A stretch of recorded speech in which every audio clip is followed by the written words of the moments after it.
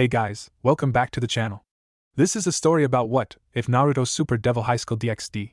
Before I start, please support for more amazing content, and do consider subscribing to my channel and share this video with your friends. This is written by BurnerACC1 and link in description and support writer. Let's start the video. Chapter 1. Rebirth. He was not sure how he had gotten here. The last thing he remembered was facing Kaguya, Team 7, reunited for one final battle. He remembered the feeling of Hagoromo's power, coursing through his body, strengthening him. He remembered Sasuke, for once, fighting side by side him like the brother he had always yearned for.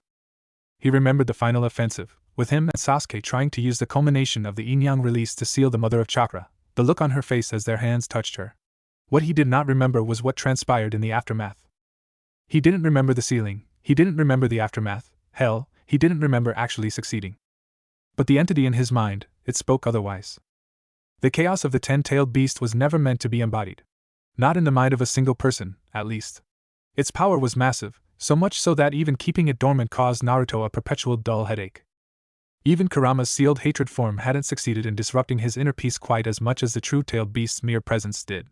And that itself was the crux of the problem. The seal wasn't meant to function this way. It was never designed to seal such endless power into a human. The last time the seal was activated, the moon was created. An astral body that the empty body of the Jubi would begrudgingly call home for eons. While that seal had been broken before its time, the seal meant to replace it was, in every way, identical to the original. So, why had it taken the Jubi and deposited it in his body? And subsequently, how had he gotten here?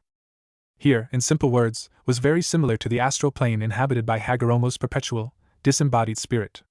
A realm where no physical entity could, or would, ever disturb his ever-watchful gaze. So mired was he in his transcendent realm of heavenly presence that he hadn't been able to summon Naruto and Sasuke to his realm without them being on the very doors of death. But if Hagoromo's world was an infinite expanse of white, this world was severely limited in scope. It was an arena, one of the few he had ever seen in his life, walls endlessly towering up on each side of him, their make indiscernible and foreign. Looking around, all he could find was a singular desk, placed smack dab in the middle of said arena. Curiosity overriding common sense, he sauntered over to it. There was one singular file on the mundane-looking desk. The file itself was nothing out of the ordinary, except for one small detail peeking out from the singular slip of white on it. His name was on the file. My, can't you see the sign on my desk that clearly states that I'm out for lunch? The feminine voice prompted Naruto to turn around. The owner of the voice looked quite out of place in her surroundings. Mostly because of how plain she looked. Behind him stood a woman who would have looked perfectly at home in a shop, or a reception. She was plain as day, with long, brown hair and a receptionist's smile. Nothing about the woman felt right, especially in the ethereal world that Naruto so abruptly found himself in. But it was progress. The woman didn't seem as confused as him, after all. And she had a desk. The only people who had desks were people who had their shit together. And the woman in front of him was a perfect example of such a person. Sorry about that. I was just wondering how I got here. Naruto sheepishly commented, rubbing the back of his head in embarrassment. The woman chuckled, apparently expecting his friendly reaction. Naruto caught on to this. How could he not, after all, when the only people that were used to his mannerisms were the ones he had spent his entire teenage life with? It was apparent this woman knew more than she was letting on, and Naruto would get to the bottom of this. But for now, he needed answers.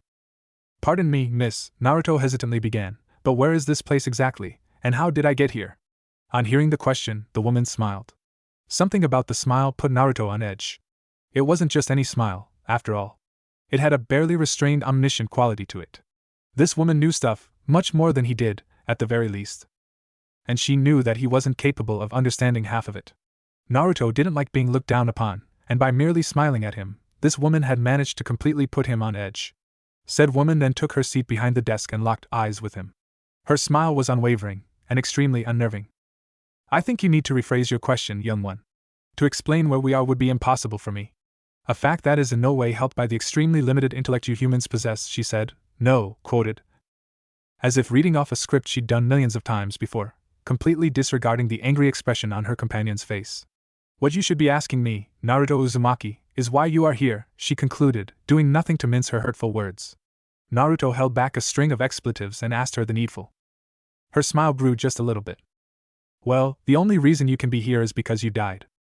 Naruto stopped for a moment, his breath caught in his throat. It all made sense now. He didn't remember anything because there was nothing to remember. The Jubi was sealed inside him, and that was more than enough to kill any mortal, former Jinchuriki or not. But what that didn't explain was why he felt said power dormant in his body at this very instant. The Jubi was immortal, it definitely couldn't die. So why was it in this state? Sensing his confusion, the woman picked up the file in front of him and began reading. Naruto Namikaze, legally Uzumaki. 17 years of age. Died when the target of a sealing attempt was changed to him, locking the fully evolved Jubi inside him. Due to a clause pertained by an elder being, was able to kill an immortal while doing so. She closed the file, dropping it back onto her desk. I believe both you and I know who this immortal is. Your ethereal body is currently disintegrating under the strain of keeping the Jubi's spirit at bay. That was all Naruto needed to snap himself out of his reverie. His body truly was, physically, deteriorating. He could see the tips of his fingers begin to disintegrate as the woman continued to speak, and it was terrifying, especially with how laissez-faire the lady appeared to be about it. You mentioned a clause. What do you mean by that? He asked, eliciting a chuckle from his companion. That would be me, she explained, her tone adopting a hint of mischief for the first time, instead of the bland monotony it has formerly exemplified. And before you ask why, I did it because you, Naruto Uzumaki, belong to me. Naruto took offense to that. He was his own man, made through combat, survival, and life experience. He had no one from the very beginning, and the only people with him at the end were the ones he had chosen to be precious to him. He was the very definition of a self-made man, and this woman, someone who was clearly not human, much less connected to him in any way, claimed to own him? That's bullshit, he exclaimed, only for the woman to raise the file in her hand. This, she began, sounding less like a bored receptionist, and now like a tired mother who was telling her child off for the umpteenth time, is a contract that claims that your soul belongs to me through the ages. The power you were born with, the life you were born into. It was all a part of this contract. If you doubt me, you may peruse this at your pleasure. Though seeing your current predicament, it would be in our best interest if I give you a shortened version. The woman then got up and sauntered over to the rapidly disintegrating Naruto. Are you familiar with the game of chess? No? Well, it doesn't matter. It is a game where two armies, black and white, fight each other till one side wins. The only winning condition is the capture of the opponent's king. Over a series of turns, two armies take turns to quell each other. There are 6 types of units. Pawns, which are basic foot soldiers. They are easily dispensable and hence, are the largest in number. Then there are the rooks, bishops and knights. You only get 2 of each, and they are worth a whole lot more than a mere pawn. Then there's the queen, the strongest unit on the board, funnily enough. And then there is a king, almost worthless, and in need of constant protection. An acute reflection of human society, though a bit romanticized, she stated, confusing Naruto. Why are you telling me this?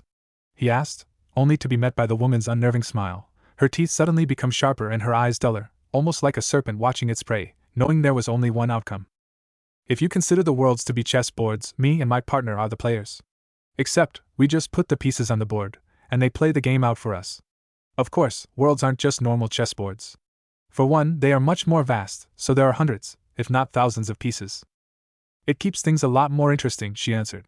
You, Naruto Uzumaki, were once lower than even a pawn on this board. Let us say that the powers inherited by you and the circumstances of your birth are what dictates a piece's worth. In that case, Sasuke Uchiha, a man born with great power, under dire circumstances, and generally revered by the public, was a queen. Naruto felt like laughing, but his disintegrating body reminded him that this wasn't really the time or the place to do so. You, on the other hand, went through the traumatic experience of being orphaned at birth. You were left straddled with a tailed beast that you couldn't hope to control, with no bloodlines to speak of and with no mentor to help you become worthy and powerful. Her smile then dropped, leaving a very serious, businesslike expression on her plain face, almost as if the script she'd been reading off had been changed without her knowledge. But you didn't accept your fate. You lashed out violently. You made friends, despite your heritage and means. You found mentors, and showed them your worth. You earned power, instead of having it showered upon you. You brought yourself into the chess match with an explosion, and ripped through it with impunity. You turned yourself into a piece that defied the basic laws of the game we immortals play. And that is why you find yourself here. Again, chained to a beast and left with nothing. Naruto grunted, either voicing affirmation or defiance towards her opinion. So what? I did what was necessary to protect the ones I cared for. I don't need to answer to you. And you didn't dictate my actions, so I am barely even linked to you. So, why did you call me here? Was my torturous life not enough of a punishment? Or do you feel the need to gloat? This, surprisingly, elicited another smile from the woman. This one was genuine, and Naruto could tell. It was the smile parents gave to their children when they were proud. He had seen it on Sakura's mother's face too many times to count. And that itself was more unnerving than the fact that only the upper part of his body was now mired in reality, his limbs having spread into the air around him in minuscule particles, impossible for the naked eye to see. Your circumstances notwithstanding, the fact that you not only defied the rules of our game once, but twice, caught not only mine, but my partner's eye. You broke our universal, unbreakable rules twice, after all. And while similar anomalies have been detected in multiple worlds, you're the only one who has done it twice, in ways that were completely different from one another, she commented. Behind her, a black copy of Sasuke and Obito appeared, both sitting on different thrones of black. Sasuke Uchiha and Obito Uchiha were both queens that belonged to my partner when our game began. As she did this, the statues began to morph. The thrones they sat on faded to white, soon to be followed by the individuals themselves. Contact with you, though. Turn them into my queens, that too, without costing me anything. Under duress, pawns can turn into queens, but for an unknown piece to appear, one that can derail fate, able to rise from nothing and change what was originally a small part of an infinitely larger plan into a world-defining event. The circumstances of its creation have to be extraordinary. As she said this, her face was alit with something which could only be likened to orgasmic pleasure, a look of pure bliss and joy blossoming across her face. But as soon as it was there, it was gone. She then pointed towards Naruto. In the next 5 seconds, your body will shift to the board you will now be reborn in. Before you are born again, I will explain why I have done this. Why I have decided to give you a second chance, and what our new, revised contract entails. Naruto was about to ask her another question, only to realize that his mouth had, at this point, dispersed. As the last vestiges of his eyes began to disperse into nothingness, he realized two irrefutable facts. He was definitely speaking to a power that was above God itself. And secondly, he really wanted to punch her. The area Naruto found himself in was, for lack of a better word, beautiful. He didn't mean that in the normal sense of aesthetic, gods no. The place was a wasteland. It looked like a cross between a ruin and wilderness. Except, taking one's eyes off the wreckage, the place exuded an almost otherworldly aura. Nature's power was extremely potent here, natural for a sage like Naruto. A purple miasma surrounded him, but he knew that it wasn't poisonous. Else, the world would be crying out in agony and forewarning him, wishing to save its avatar, as was the nature of sages. Truly, the place would have been perfect to be reborn in, except for the inexplicable presence of one gigantic dragon that flew above him. So massive was it that its shadow covered more land than even the largest cloud he had ever seen, and he had seen a lot of clouds, thanks to Shikamaru and his habit of lazy cloud gazing. The creature was massive, and its power could easily be felt all the way to where Naruto stood, yet he knew that the creature was no match for the Jubi. And that is when he noticed that his headache was gone, and so was the Jubi's conscience. Beautiful, isn't it? His companion asked, appearing next to him. There was no flash, she merely wasn't there before, and then she was. He noticed the change in her attire though, although the rest of her remained the same, as bland as ever. Her formal clothing was gone, replaced by long, flowing robes. A crown of thorns sat on her head, and in her right hand she held a scepter topped by an effigy of 2 eastern dragons locked in combat. That all was trivial though. What really made a difference was that he could now feel her power. And it made the power of the Jubi feel insignificant in comparison, a drop of water compared to a tap. Maybe trying to punch her wasn't such a great idea after all. If you're wondering why you're in such a desolate land, don't worry, you're not being reborn here, she stated, dashing Naruto's hopes. This is merely an interstitial land, a place where the things that the powers that be forget wash up. One day, you will return here to claim an artifact that will help you on your journey. While she explained his situation, she pointed towards a tower in the distance. When Naruto had just appeared in this world, mere minutes ago, before the dragon had drawn his attention, he too had noticed a surge of power emanate from the tower. Almost as if there was someone, or something in there, calling his name. It was by no means an unpleasant feeling, but it was rather sad that the feeling would stay like so till he could finally resolve it. Which brought him to his next question. So, how long till I'm able to make my way here? He asked, prompting his companion to adopt a thinking posture. Honestly? She began. You could make your way here any time you feel it is necessary. But I would recommend waiting. The 2 powers that reside in this dimensional gap are very territorial. To claim your reward, you will have to fight them. Knowing their powers and yours firsthand, I'd wager the fight would last months.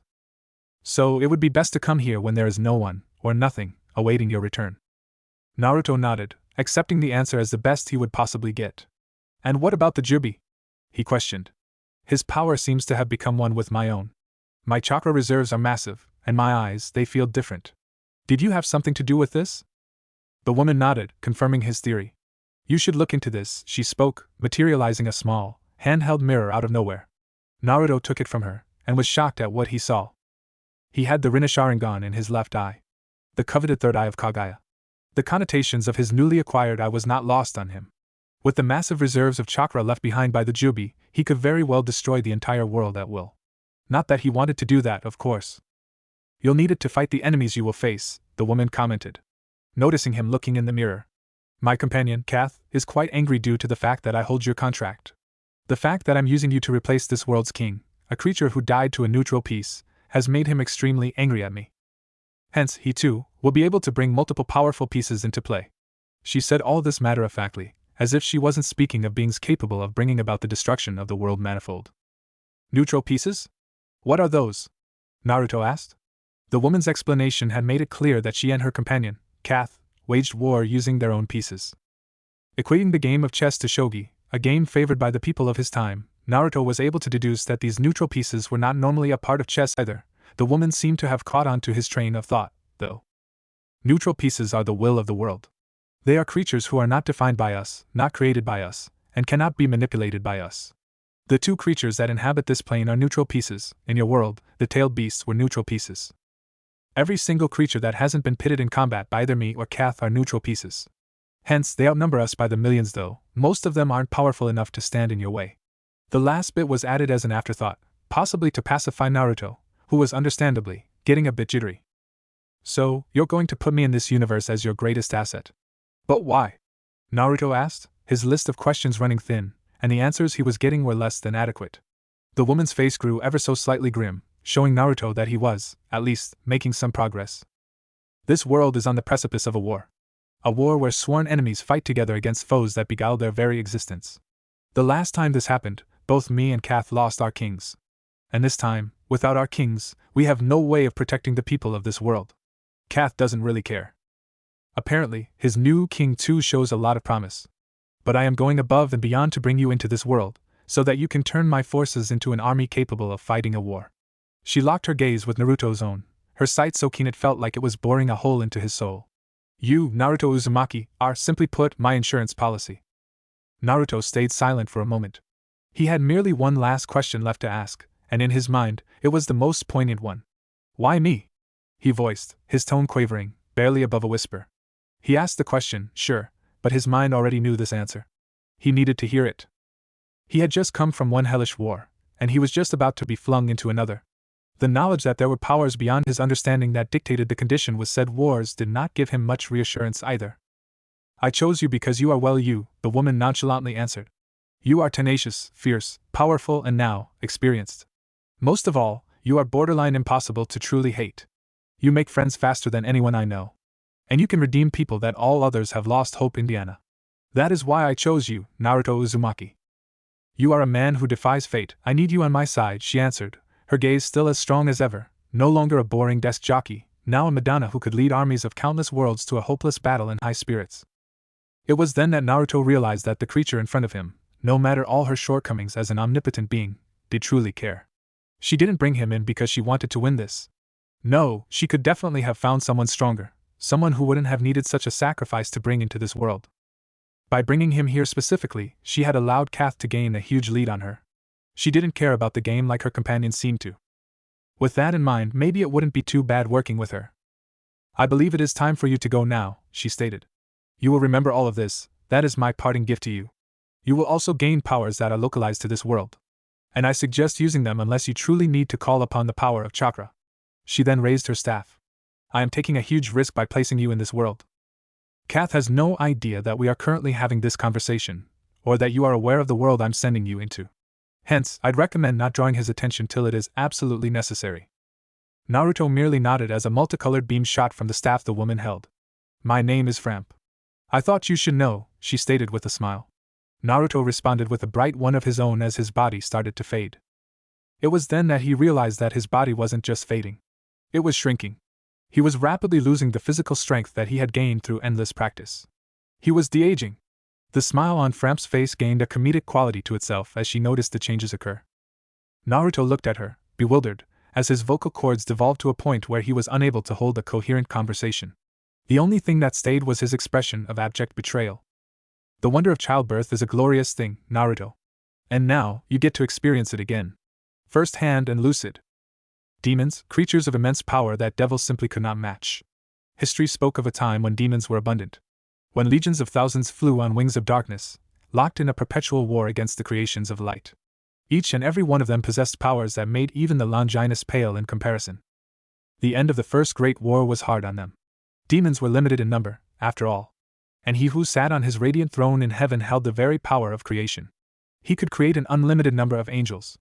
And no matter how powerful the demons were, they were whittled down by endless armies of white. In the end, demonkind was eradicated. But they left their legacy behind.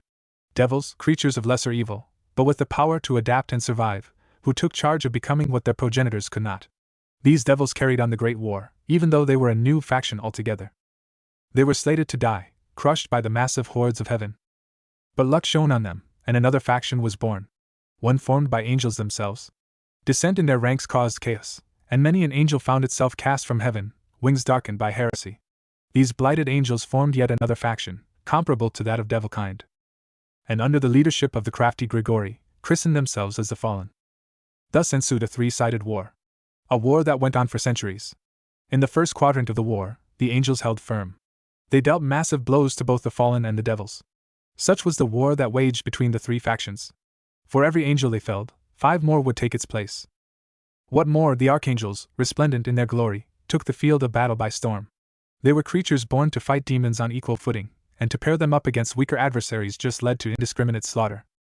Many victories were earned this way, with devils and fallen quelled mercilessly by the radiant blades of God's greatest creations. Till one day, out of the blue, things changed. The balance shifted, so to speak, and the only indication of that happening was the sudden increase in the ranks of the fallen. The next times the forces clashed, the status quo had changed. Angels were no longer the radiant, indomitable force they once embodied. They fell to devils and fallen, and none rose to replace them. Archangels, creatures that once embodied true might, fell to their equals on the other side of battle. The Grigori charged through fields of battle, now able to take the fight to their erstwhile brethren. And the devils bred. They bred at speeds that could give humans a run for their money. A new breed of devil was created, by the mixing of bloodlines. Super devils, they were called, lauded as beyond even demons by some, and 4 of them convened to lead their separated armies as one. They were led by Rizavim Levon Lucifer, the prodigal son of the original Lucifer Morningstar and the demon mother Lilith. With his faithful followers and his co-leaders, he too made the field of battle his home. But it was apparent that at this pace, the 3 factions would only end this war when none of them survived. To end this, one side needed a trump card. And today, the devils were fated to get theirs. The signs are right, the stars read true. It is just as that magician claimed. Today, a demon will be born. Stronger than the dragons themselves, Crozari Asmodeus stated. The Satan faction had been waiting for this day for over 100 years, ever since the early days of the war. The original Crimson King, a human sorcerer with no power, had decreed that there would come a day where the boundaries between the dimensional gap and the worlds would weaken. A child would be born that day, a devil child, who would be much more than just a simple devil. Harnessing the power of the true demons of old, this child would be the first demon born in over half a millennium. And today was the day. The seepage from the world beyond the rim was at an all-time high, and the demonic obelisks were unable to keep the eldritch energies at bay, and devilkind felt its effects. Even though the seepage was too tiny to be a threat, magicians had been out applying purging spell shields around the abodes of the devils from the greater families. Little did the houses know, the magicians served a secondary purpose. Demons bred at an expedited rate, and there was quite a bit of bad blood between the families that were part of the 72 pillars. Childbirth was something they hid with utmost secrecy. And usually, the 4 great Satans let this breach in decorum be forgiven. After all, the children born to the families from the 72 pillars were powerful, and would soon be unveiled on the field of battle, young and full of promise.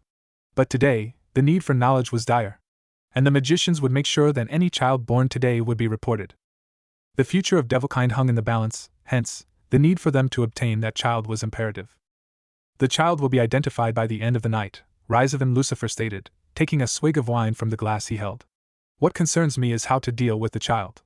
By all means, a demon is higher up the food chain than us devils. And if we forcefully take the child away from its house, we could face a rebellion the likes of which the devil world has never seen before. Katera Leviathan, mistress of water, nodded in confirmation. We'll have to treat the child with both respect and caution. We'll give it gifts. Servants and powerful child devils from the extra houses. We'll call on houses Lucifuge and Abaddon, they too are expecting to have children. We'll give the child's family more of a say in how we do things. That should be enough to guarantee their loyalty. Shalba Beelzebub grunted in affirmation. We buy the parents, and we spoil the child. Typical. I hope this demon is worth it, though, he concluded, voicing the doubt that was on the minds of all 4 of the Satans. Some of the older devils remembered the demons. They remembered the chaos that a single one of them could weave. By all accounts, such power was terrifying. If the 4 Satans failed to muzzle the beast before it grew its fangs, they'd pay heavily for it. But devils were creatures that worshipped power. They were drawn to it like moths to light. And hence, their course was already decided. As they sat on their thrones, content in their plan of action, the doors to their antechamber opened, and in rushed a group of magicians. Their leader was a nameless devil from one of the extra houses, but the details didn't matter. What mattered was the news he had brought. My lord, he spoke. The Phoenix clan have delivered. It is a girl who wields the long-lost black flames. If the 4 Satans were shocked, they did not show it. Lucifer simply beckoned to his assistant, a young, female devil from House Citri. Lena, contact the Phoenix. Tell them that their child will now be under the direct supervision and training of the 4 Satans. Also, tell them that the firstborns of Lucifuge and the Abaddon will serve the child as her personal retainers. Lucifer then paused for a second. Oh, and tell the current Phoenix head that we're organizing a private party for the heads of the 72 pillars to celebrate the birth of his child, the true demon. He added the last part dully, almost as an afterthought, no real emotion going into it. The assistant nodded before using her magic to teleport off. As she left, the last thing she saw was a victorious smile on her lord's face. It was in all this hubbub that another child was born. On the outskirts of the underworld, in an old, dilapidated castle, the wife of Noyer Abaddon, Sheila, was giving birth. And unknown to her, the child inside her womb was very much aware of what the hell was going on, and was certainly not pleased at the person who had left him in such a state. As the child was delivered, he started to wail, his vocal cords still unable to form coherent words. He has a powerful voice, my love. Noyer commented. Sheila looked at her child, finding it hard to concentrate due to her drowsiness. He's beautiful, she said. And the child was quite beautiful. A blonde, blue-eyed boy, showing the best traits of both his Abaddon father and Belphegor mother. Sheila smiled and looked up at her husband, the love of her life. Dear, do you have a name that we can call him? I believe it should be the man of the house who gets the last say in such matters. Noyer's smile dropped as he racked his mind for names that could embody the sheer amount of pride that he felt. Almost unbidden, one singular name came to his mind. It wasn't a word he had ever heard of, but for some reason, he knew the meaning behind it. Maelstrom, or as the Easterners called it. Naruto. We'll name him Naruto. Naruto Abaddon. And if baby Naruto could have rolled his eyes, he'd have done so. As he was still trying to come to terms with his current predicament, Noyer handed him over to his mother, and looking up at her beautiful face, he realized why Noyer had done so. Who's a hungry little boy? Sheila playfully commented, ignoring how tired she was, as a shadow fell over baby Naruto's face. As he realized that he was being breastfed, he tried to exhume another choice string of expletives which, of course, came across as nothing but a garbled cry. His childhood did not look like it would be a good experience. Are you nervous, son? Naruto looked up to see the unchanging, forever youthful face of his new father. It had been 16 years since he was born, and even if he hadn't already been informed about the fact that he was born into a society of devils, he would have easily noticed that his parents just didn't seem to age. Also, learning that they were hundreds of years old also told Naruto that the same detention of age would face him once he too passed his prime. And the answer to his father's question was, of course, no. Naruto had faced much tougher opponents than the Phoenix Lord that was currently greeting the Lucifuge family head a few yards away from him. He had faced those opponents and persevered. A mangy bird with the powers of regeneration did not even faze him. After all, each and every power had a limit. Notwithstanding, he had a reputation to maintain. He was a member of a family hailing from the extra houses. As such, he was expected to have a healthy amount of fear and respect for the members of the 72 pillars. Hence, he nodded. Sadly, his father picked up on his emotional state and chuckled. That was a good display, Naruto. The head of the Phoenix family isn't the most powerful or impressive devil out there, but he's not the reason you're here. I'm here because of the contract, right? He countered. The one that basically gives us up to the Phoenix's firstborn, like slaves. Noyer was surprised again by how astute his child was. Of course, he had no way of knowing that Naruto's ideals and knowledge came from his last life. He chuckled once again. Think of it as an easy way to climb the political ladder. The child you will be serving is the reason the Phoenix enjoy the exalted power they currently possess. Naruto sighed. The true demon, right? If she's anything like her father, it will be quite disappointing. Neuer locked his gaze with his son's, trepidation apparent in his amber orbs. Do not underestimate the demon, Naruto. You are strong. Our power runs through you. The whole is a power that took me 30 years to master, you did it in 12. You might be a prodigy, but the demon too is one. Naruto could see the concern his father felt. 16 years, this man had raised him, sheltered him, and loved him. Now that it was time for him to let go. His father couldn't protect him from the machinations of the Satans. And Naruto was more than okay with proving that he wouldn't need to. Ah, Neuer, how are you? Lord Phoenix greeted his father. Persevering, as we are oft known to do, Lord Phoenix, his father commented, faked reverence apparent in his voice. The Lord then took note of Naruto, a quizzical look appearing on his face. This, I presume, is your son. What is your name, child? Not breaching decorum, Naruto bowed. Naruto Abaddon, at your service, Lord. He greeted. Unlike his father, though, his movements and voice were ever so slightly stiff, a fact that the centuries-old Phoenix patriarch caught on to. Ah, seems your kid has some spunk. Youth, such a brilliant time. When anything you do is never truly beyond reproach, he stated, the mirth in his voice surprising the shinobi-turned-devil. Apparently, the Lord was comparatively much more easygoing than most of the other royals he had met. A genuine smile came to his face. Maybe working under him wouldn't be quite as harsh a fate as he imagined it being. Excuse him, Lord, it seems his mother and I have spoiled him a bit, his father said, covering for his transgression. Lord Phoenix didn't seem to mind all that much, though. He can't hide his feelings, seems to have a sense of pride, and looks pretty strong. I believe those are good qualities in any devil, birth being irrelevant. Lord Phoenix then started to move off, beckoning Naruto to follow. As the two entered the building, Naruto felt his father's telltale demonic signature vanish. From here onwards he was on his own. Well, him and the Lucifuge girl following him. And boy, the girl was a looker. Silver hair and eyes to match, possessing an aristocratic look that wouldn't be foreign on a woman of royal birth. Her skin was alabaster, and overall, she exuded this feeling of untouchability. She was strong, make no mistake. Much stronger than almost any devil Naruto had grown up with, sans his parents, and others who'd fought in the Great War. He would estimate that as she was currently, she'd be a low ultimate class devil. But her power lay in subtlety. Unless her opponent could read her like he could, he or she would be in for a surprise of a lifetime. As such, Naruto took the chance to introduce himself to his newest peer. Hello, I'm Naruto Abaddon. And you'd be? The girl looked at him, taking a second to size him up. If she noticed anything impressive, she didn't show it. Which either proved that Naruto truly was good at suppressing the obscene amount of power he possessed, or that the woman was extremely good at hiding her emotions. I'm Graphia Lucifuge. Please take care of me, she stated in a chilly, professional tone. Naruto sighed. If he was to work with her, he'd have to get through the shell she had around herself. That could take ages, and that would take effort. Still, it was something he looked forward to. The company of three then came to an open arena. The fact that such a large structure was housed inside the Phoenix estate showed Naruto the difference between the 72 pillars and the extra houses. All the Abaddons had was a rickety, old castle. He could see the same look of wonder as he had on his companion's face.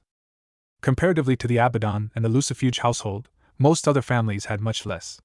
The fact that this disparity existed did not go unnoticed by the blonde Abaddon. More interesting than the arena itself, though, was the person who was currently using the arena. Misshapen forms of monsters lay burnt and charred around the periphery of one young, black-haired girl, who for some reason, gave Naruto serious Uchiha vibes. Other monstrosities stepped over their forebears as they circled the girl. On closer inspection, Naruto could see that even though the girl looked a bit winded, there wasn't a single scratch on her beautiful, immaculate visage. He could swear that there was some genetic imbalance that allowed devil women to all be beautiful and, for lack of a better word, bountiful. As the monstrosities leapt at her, wings of black fire shot out of her back, surprising Naruto for a singular instant. He made to compare these black flames to those of Amaterasu, but the comparison fell short. While dangerous, the black fire that the Phoenix used could not compare to the god-smiting hellfire of the Uchihas. But the fire was still potent, as it ripped through the monstrosities without even a shred of resistance, transforming bones and flesh into ash and smoke. Naruto had to admit, he was impressed, though very little. As the girl faced off against her final opponent, a beast larger than the others, she noticed her father at the entrance of the arena. In order to make a show, she flew out of the path of her enemy as it charged.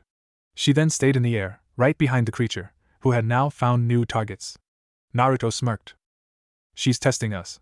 As he stated the obvious, the monstrosity charged towards him and Graphia.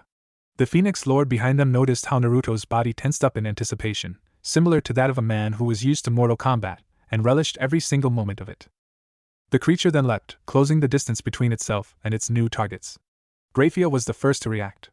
Naruto's doubt was confirmed when a giant block of ice erupted from the ground, forcing the creature to slam into it mid-leap. Naruto followed up by jumping high, surprising his peer with the sheer amount of physical force such an action would require. He then locked his gaze on his target, which was currently struggling to regain footing. Naruto grinned, as he remembered the flare his friend and his mentor had used this certain skill with. Naruto used the devil sigil to shoot down, his foot aimed directly at the creature's head. As he connected, he felt the creature's armor crack, he felt his leg meet and pass through pliable flesh, almost like passing through wet paper. As he finally landed, he smirked. Dynamic entry. You too, you're strong. I wasn't expecting you to be able to take down that creature without my intervention, the Phoenix Heir spoke as she walked up to the two devils that would now be under her command. The smirk on her face was ecstatic, and served quite well to place ease all comparisons Naruto could make between her and the Uchihas. Hell, no Uchiha could emote half as well as his master was currently doing. My name is Arya Phoenix.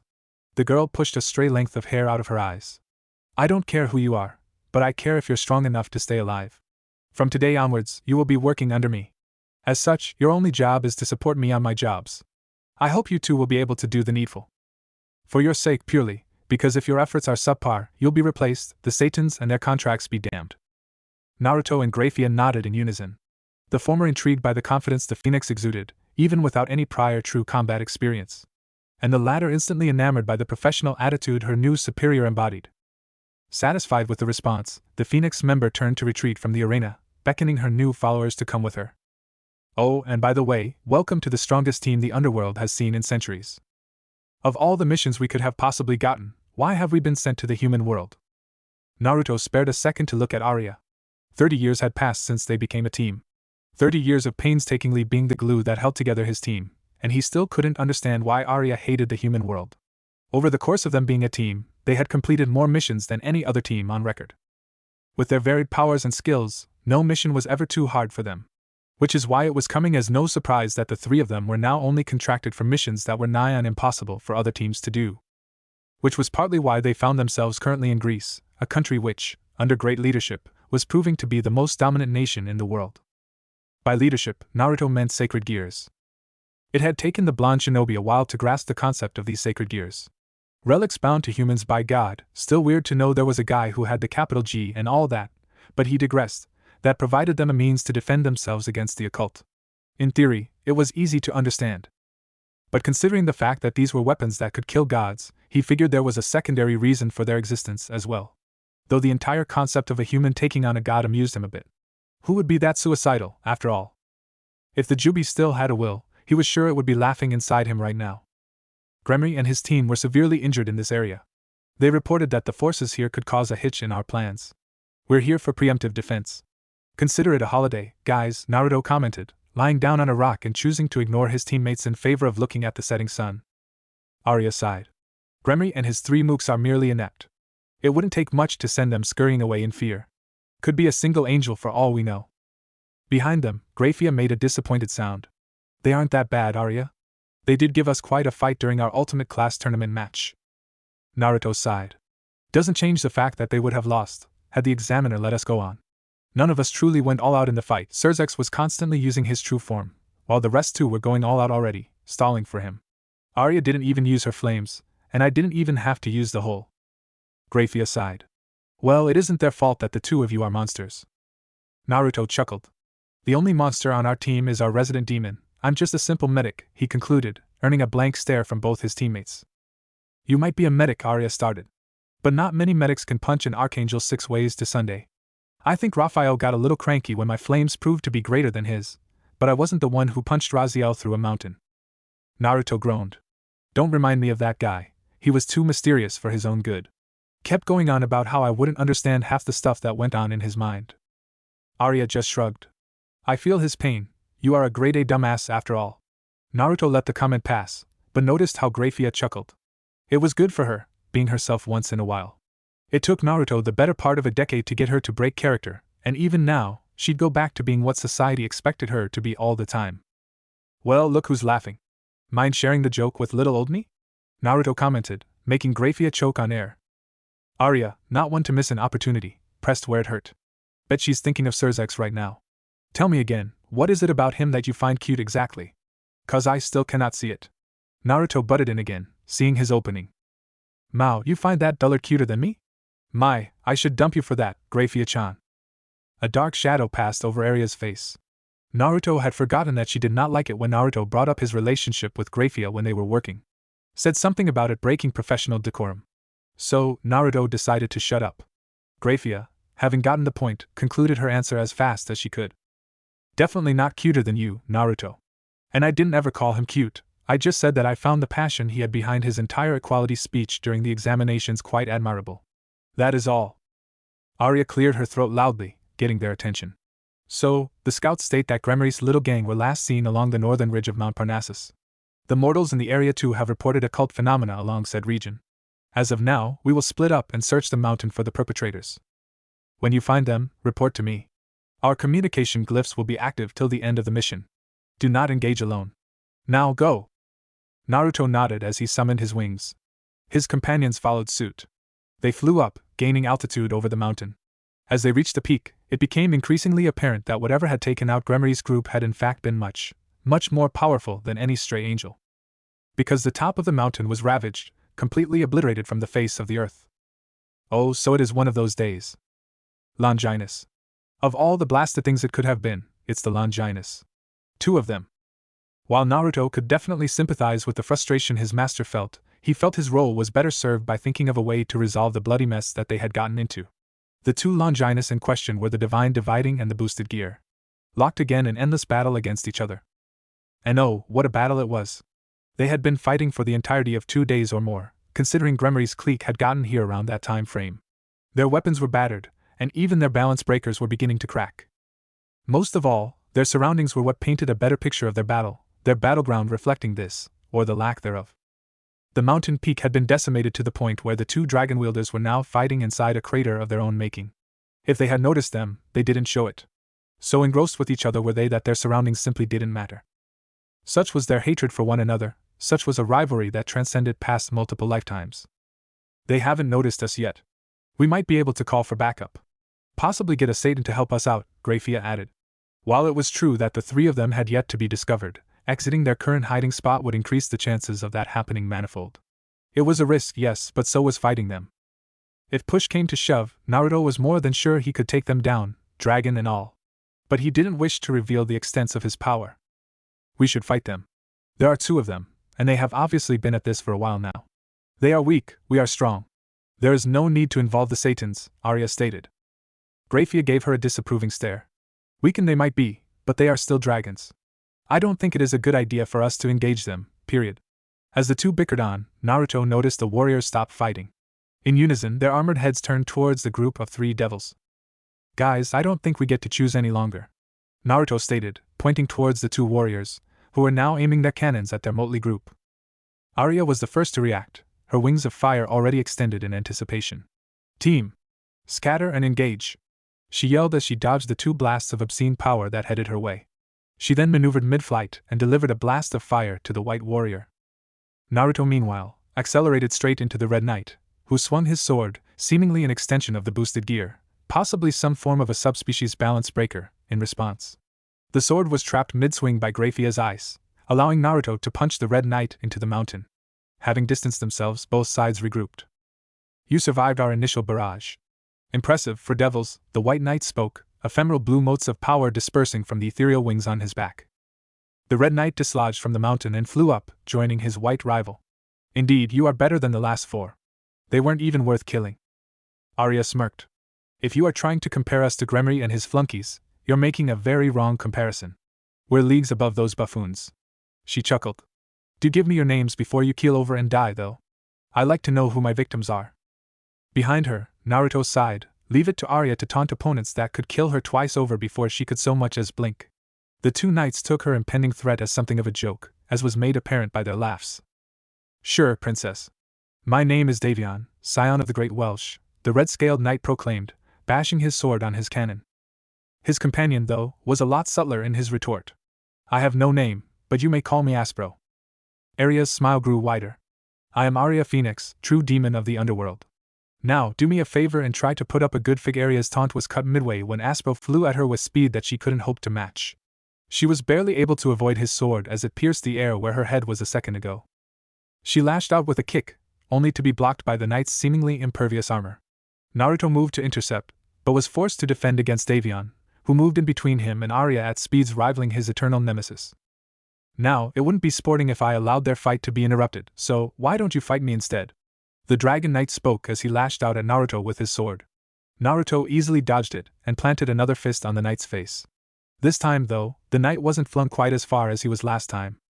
The same tactic won't work against me twice, he stated.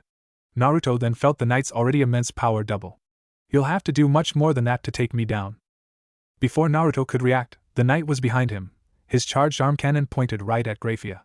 Naruto reinforced his wings with chakra, intercepting the blow. Sadly, he couldn't completely block out the explosion. As a result, Grafia was knocked away, unconscious, and Naruto was sent spiraling off the mountain. Arya saw this and grimaced. The knight fighting her was the wielder of the divine dividing, and he knew how to use it. Every time they two connected, she felt her power dip by half. The Phoenix regeneration was keeping her in the fight, but it was almost impossible for her to gain any distance from her quarry. She had to do something, and fast. Is this much fight enough for you, princess?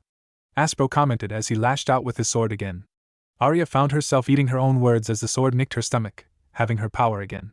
The only way she could win here is if she used the one attack that reinforced her belief that she truly was a demon, and not just a devil. She sent a giant blast of fire at her opponent. It served its purpose, as the knight chose to disengage.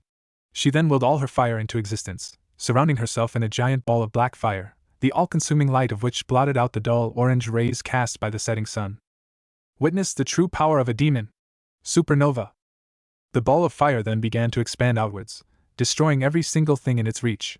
Rocks melted under the sheer heat of what amounted to a small star. The dragons raised their arms in defense, incapable of escaping the rapidly expanding ball of doom.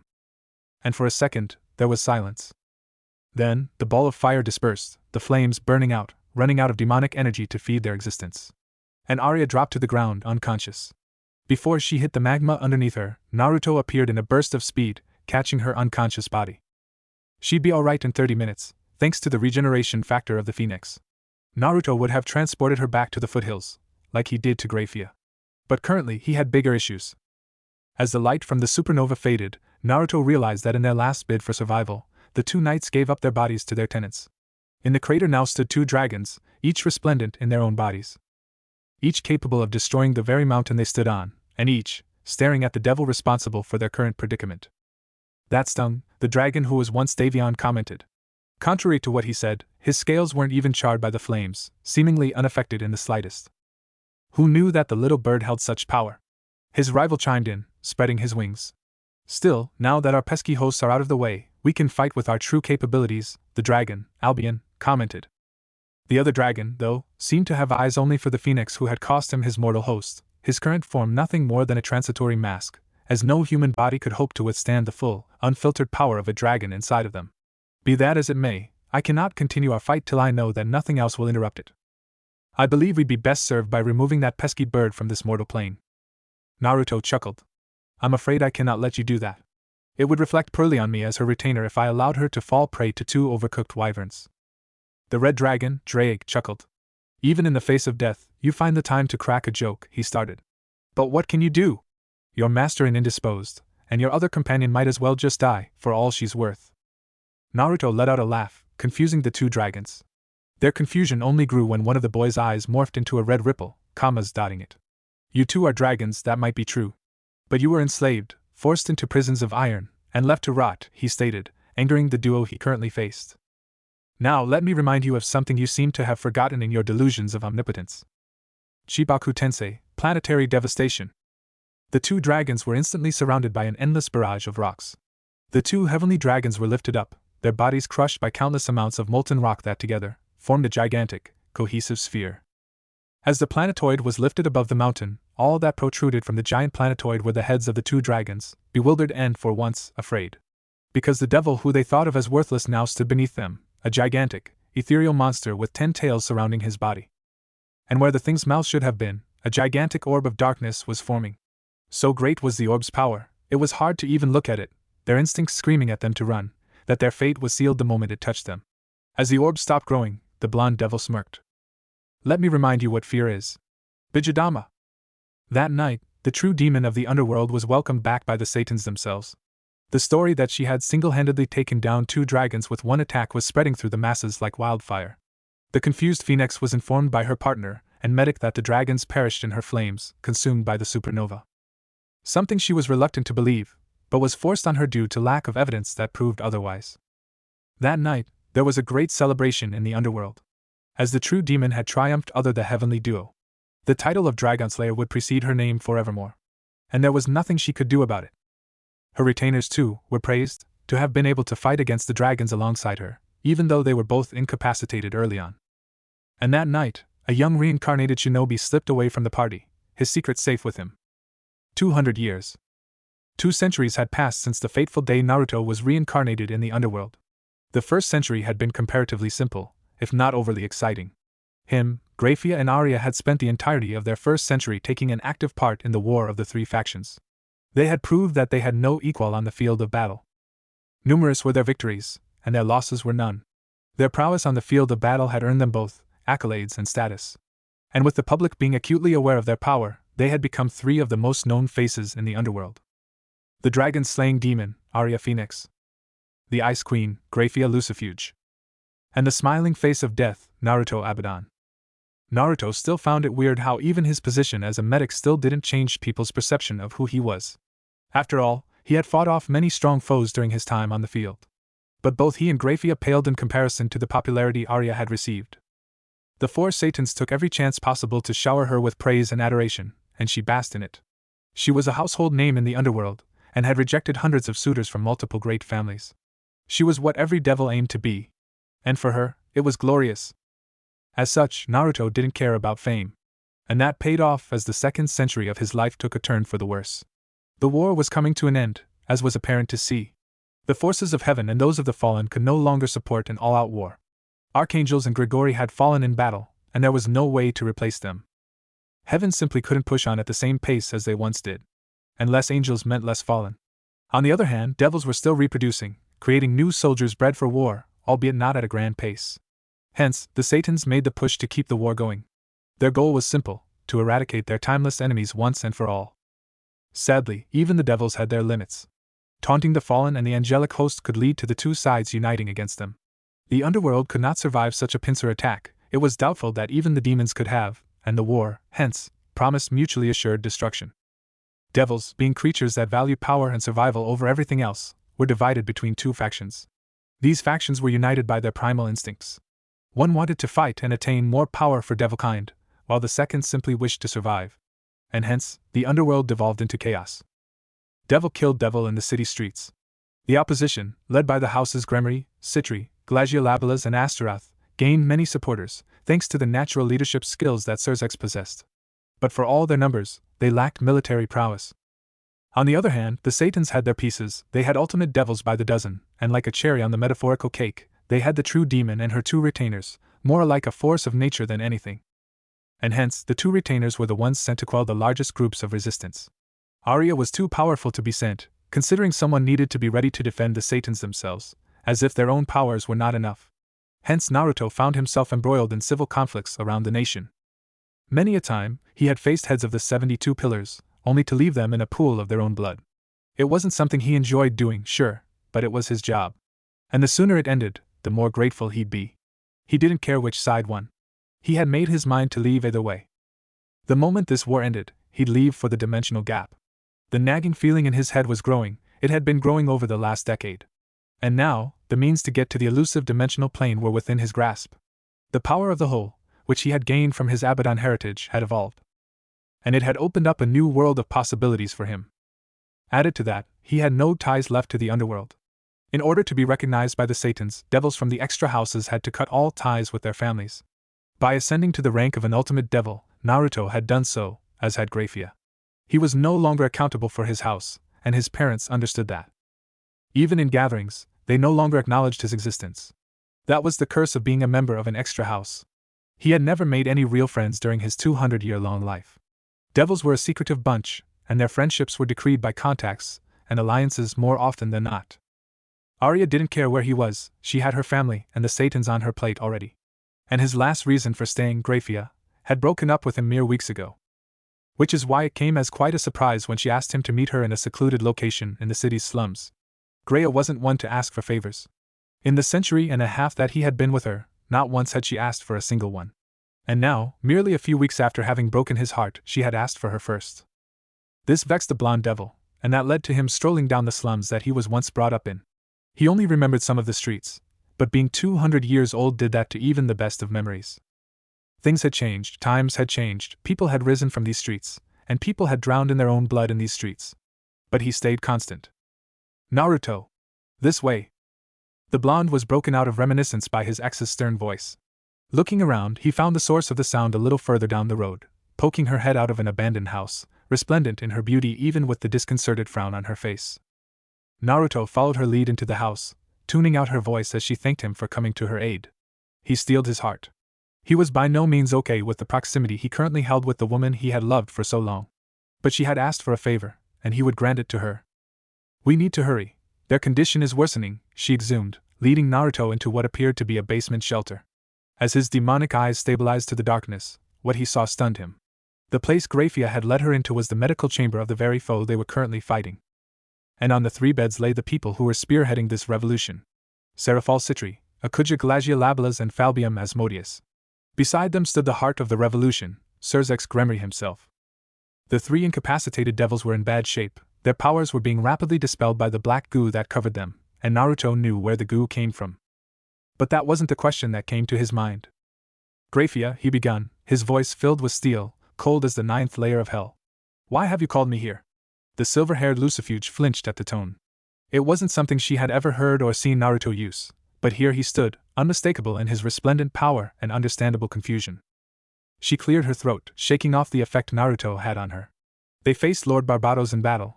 While they did take him down, they were struck by his attack. We cannot get the substance off them, and our healers can't do anything. I need you to help, she said, a slight, pleading tone accompanying her erstwhile formal request. Surzex, feeling the need to join in, walked up to the shinobi. Naruto, I know this is sudden, but you are possibly the only person who can help us here. Naruto locked his eyes with the Gremory air. You started this war, Gremory. You knew going in that there would be casualties. Yet, when faced with the death of your comrades, you come to the enemy for help.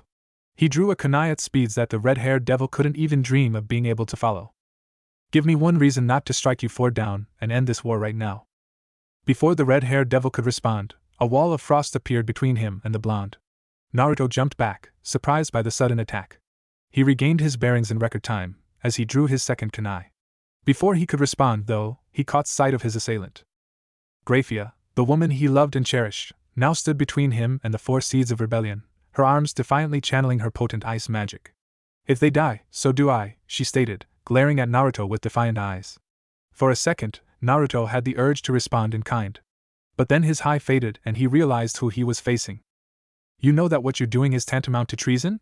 That you'll be killed if you are discovered? Naruto asked, his voice uncharacteristically concerned. Surzex stepped out from behind the wall of ice, his face hesitant, his gait heavy. Naruto, the redhead began. If the Satans win this war, it won't matter. We'll all die. He then walked over to the blonde Abaddon and handed him a scroll. That is a list of the families that have been eradicated by the wars. And this. Surzex handed him another scroll. Is the list of devils that can reproduce. You should definitely read that one, your name is on it. Surzex then sat down next to his immobile comrades. Read them and see why for yourself. Intrigued, Naruto went over the scrolls. The revelation that the information held caught him by surprise. Only 40 of the 72 families remain, and only 70 notable devils can currently breed. These numbers are paltry compared to what the Satans revealed. Surzex nodded in response. We cannot continue our war with heaven, even given time. Our race is too broken to go to war. Surzex revealed. And yet, the Satans want to throw us back out there, spilling our blood to wage a war none of the 3 sides want.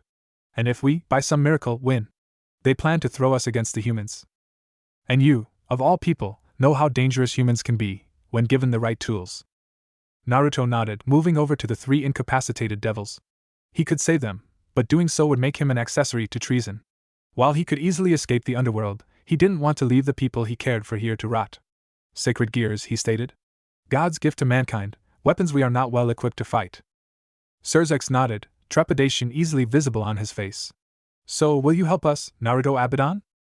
The blonde didn't respond verbally. Instead, he summoned the green, healing chakra he had become known for using to great effect.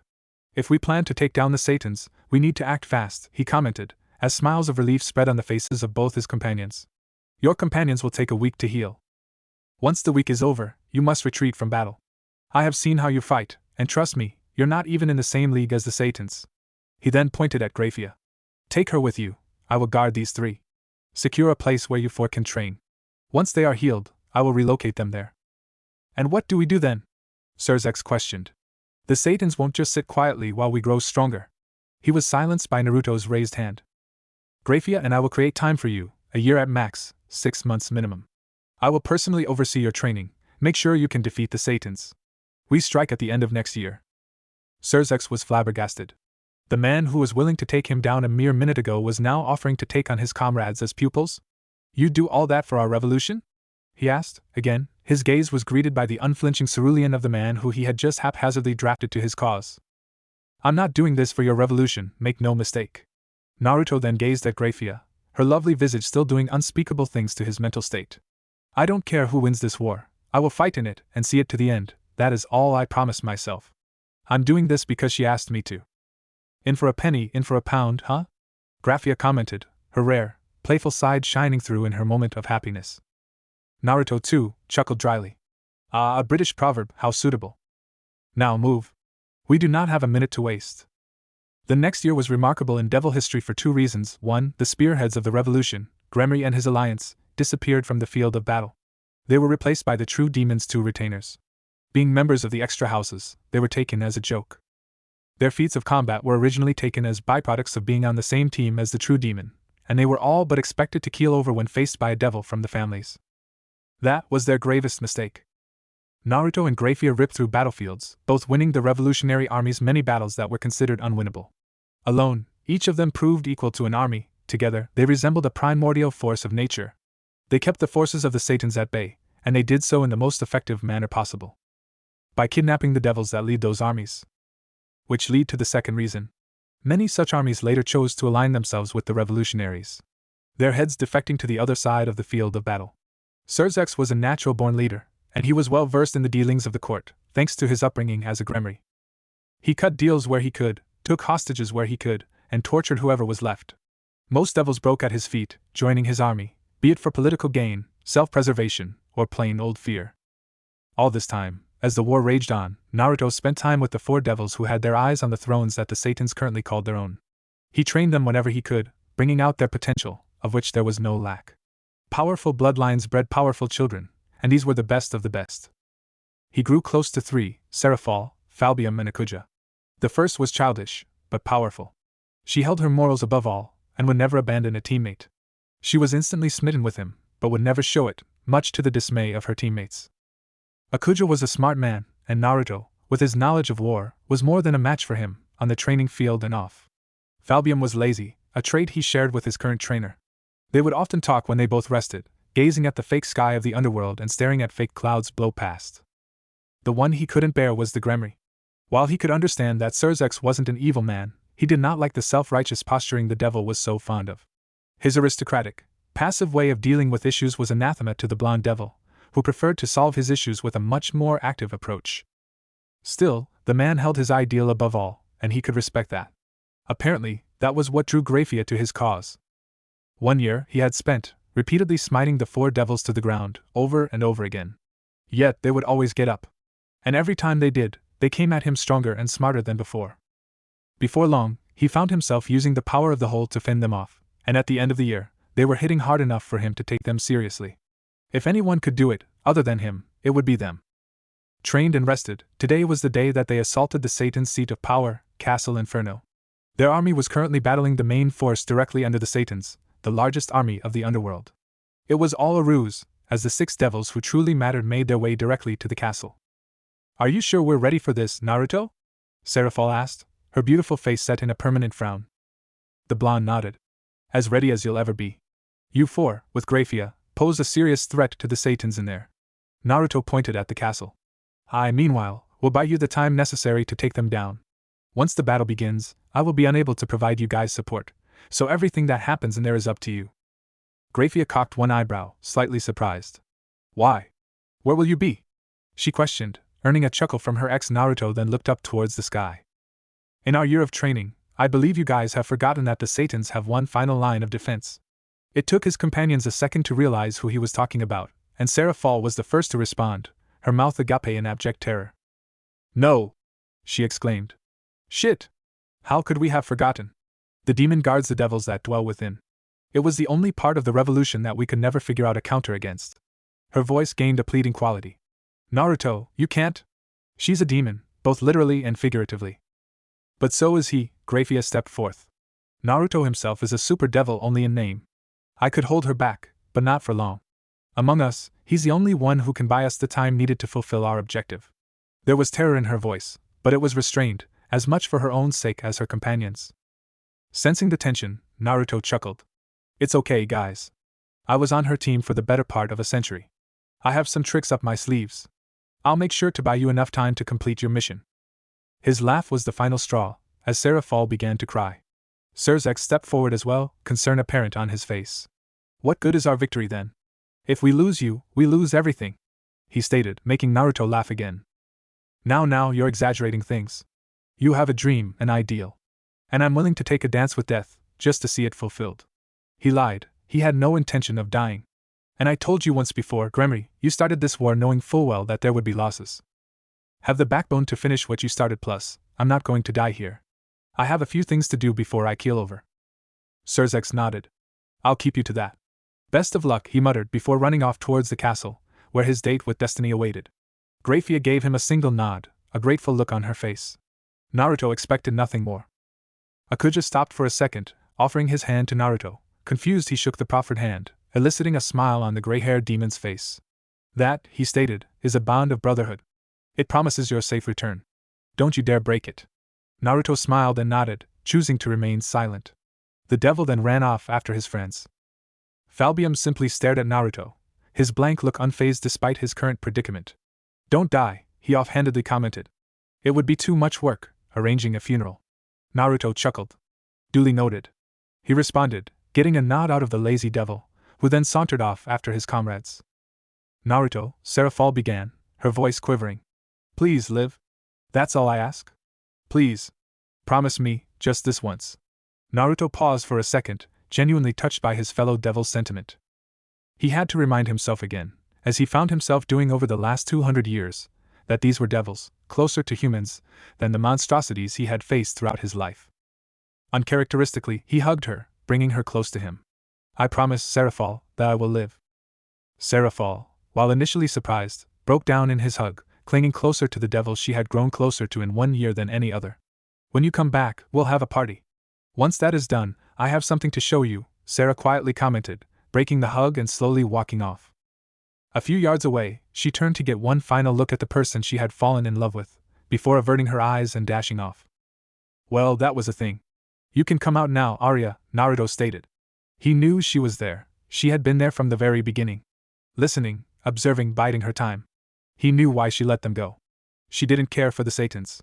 Through the entirety of the conversation, her eyes were only focused on him. As she stepped out of the shadows, he took a moment to size her up. She had definitely grown stronger, much stronger. She held around herself an aura of abject betrayal. But even surrounded by all that negativity, she was undeniably beautiful. What a sappy goodbye. Makes it hard to see why you would abandon me for them, she stated, bitter poison lacing her words. Naruto sighed. I do not abandon my friends, Arya. You are on the wrong side. The Satans will only cause the destruction of our race. Naruto would have explained the reasons why, but Arya wasn't in a mood to listen. I don't care about those old hoots. I care about the fact that both you and Grafia defected. You left me here alone. They wouldn't let me defect, after all. I was their trump card. They took my family hostage, even my little brother. And then, they dared me to defect. She spoke, her volume rising in anger, the temperature increasing, tongues of flame randomly flickering into existence. Not once did you tell me your intentions. One day, I was cheerfully having lunch with you, and the next thing I know, you descend on the field of battle, slaughtering the devils you once fought for. Naruto grimaced. There was a reason for my actions, I would tell you, but you aren't willing to understand. A smile appeared on Arya's face. Not one of the genuine smiles that Naruto had once become so used to, but a feral, cold one. I got my explanations a long time ago, you lying filth. When were you going to tell me about the dragons? She shot back, surprising Naruto. She noticed his hesitation and chuckled. When you decided to betray me, I asked for permission to leave for training, she elaborated, tossing him a proverbial bone. I left this world and headed to the human realm. There I found dragons. 2 of them. And I fought them, over and over again. They were named Tannen and Tiamat, 2 dragons much lower on the food chain than the ones I supposedly killed. And let me tell you, dragons don't burn easily. They laughed at my fire, telling me that dragons were fire incarnate, just like us phoenix. Fire feeds them, it can never get through their scales. The dragons themselves wield flames that could then put my own to shame. She smiled again, this time. Her smile was akin to that of a maniac. 1 year I fought them, I traded fire against them. And by the end of it, I was barely able to force a draw. And you know what makes this worse? Both these dragons once faced losses against the 2 I killed, or should I say, you killed, oh true demon. Naruto didn't flinch. Arya was always perceptive, and he knew that one day, his secret would be revealed. She wasn't quite done yet though. You were born on the same day as me, but no one cared, so mired were they, looking for the demons in houses of nobility, that they never considered that maybe, just maybe, they were looking in the wrong place after all. It doesn't matter though. Today, I will take you down, with the powers that I have earned. And all will be right with the world again. Naruto smirked, but there was no mirth behind the action. I do not wish to fight my first and best friend, Arya. But something tells me that if I don't, you'll go after Grafia. His eye morphed, red replacing cerulean in a flash of dulled light, darkness drawing closer to him, as if it were welcoming him. And that I cannot allow. So come at me, Arya Phoenix. Show me your power, student of dragons. With pleasure. The black-haired false demon yelled as she charged at her erstwhile best friend. Why? Arya yelled as an unseen force broke her body yet again, propelling her through dozens of buildings and delivering her into the tarmac. Her regeneration kicked in instantly as she propelled herself off the pavement, which was duly destroyed by a fist, followed by the body of the man she had decided to fight. They had barely been fighting for a few seconds, yet her body had been incapacitated at least a dozen times. If not for her regeneration, she'd have been rendered unable to fight in the first few seconds of combat. To add insult to injury, Naruto wasn't even trying to kill her. He was only trying to take her out of the fight each and every time he appeared in front of her, with speed that she couldn't hope to match, his fist drawn to deliver a punch. She could see the pain and regret in his eyes. He didn't want to fight her, but her anger won't let her concede. Not that she had any chance. The Naruto she currently faced was possibly the greatest adversary she had ever gone up against. Even the combined might of the 2 celestial dragons paled in comparison to the sheer amount of power she could sense from her erstwhile friend. Why? She yelled again, firing a blast of fire that could damage even a dragon, shot with the intent of incinerating the one man who kept her sane, even with the pressure exuded by the Satans and her family mounting on her head. The blonde just casually swatted the flames aside, as if he were merely effortlessly gesturing and not touching flames which burned as bright as the sun. He locked eyes with her again, subjecting her to his emotions in the process. She closed her eyes, completely disregarding the punch that threatened her own well-being. Again, she found herself in pain, both mental and physical. She forced her body to straighten midair, her broken bones creaking in disagreement. As Naruto closed in, she prepared her final strike, feeding all her demonic energy to her flames. This attack was capable of forcing dragons to pause, and Naruto was, for all his strength, still just flesh and bones, no more metaphysical than her. Why can't I kill you? Her supernova engulfed the man she once called her best friend. The fires consumed all, destroying an entire city block. As the fires burned out, her vision went hazy. But even through her clouded vision, she could make out the blonde Abaddon's form, still unhurt. As she floated out of consciousness, her body fell. Her fall was cut short, though. As something caught her mid-fall. She made a conscious effort to stay awake, her vision clearing for a brief moment. She saw the man she had irrevocably fallen in love with, and she saw the tears in his eyes. I understand now, she whispered. I cannot kill you, because I love you. Once she had spoken the last syllable, she let unconsciousness take her. Naruto wiped his tears. All things considered, this was a better outcome than he expected. He could now understand why the Phoenix felt so betrayed. He cursed himself for not noticing the signs. Not noticing the pain that she must have felt, seeing him and Grafia together for centuries. His best friend had left him with some complex emotions. He could deal with devils, angels, even dragons. But such emotions? Not really his cup of tea. Devils and humans share many characteristics. In many ways, they are different. For example, a devil is born much more durable than a human will likely ever be in his or her life. A devil will live longer, far longer than any human. But then, there were similarities too. Most of these similarities manifested in the mind, rather than physically. One of these similarities was their mutual respect for tradition. As such, the 4 seeds of revolution were now to be crowned as the new Satans, each taking over where the last left off. Added to that was the fact that the 72 pillars, or whatever was left of them, would still retain the majority of their power. What more, they would now create a council of peers, one which could, and would influence the decisions of the new Satans. Meanwhile, in all the bureaucracy, the extra houses were yet again forgotten. More power to the powerful, none for the weak. Classic devil logic. While Naruto did not regret his choice, he did feel angry. The law that extra devils had to denounce their families in order to be recognized by the 72 pillars wasn't revoked. But now, extra devils did not need a sponsor or a master in order to take ascension exams. Which meant that extra devils could now work to get to the same level of social power that devils from greater families enjoyed from birth itself. How pathetic. But still, it was progress, and that was what mattered. Sitting here, away from the party, how typical. Naruto was brought out of his thoughts by the voice of his best friend. Apparently, a day was enough for her to heal off most of the damage he had caused her. Still, seeing the bandages around her waist did send a pang of guilt straight through his conscience. Arya noticed this and tooted disapprovingly. You did what you had to. I can't hate you for it.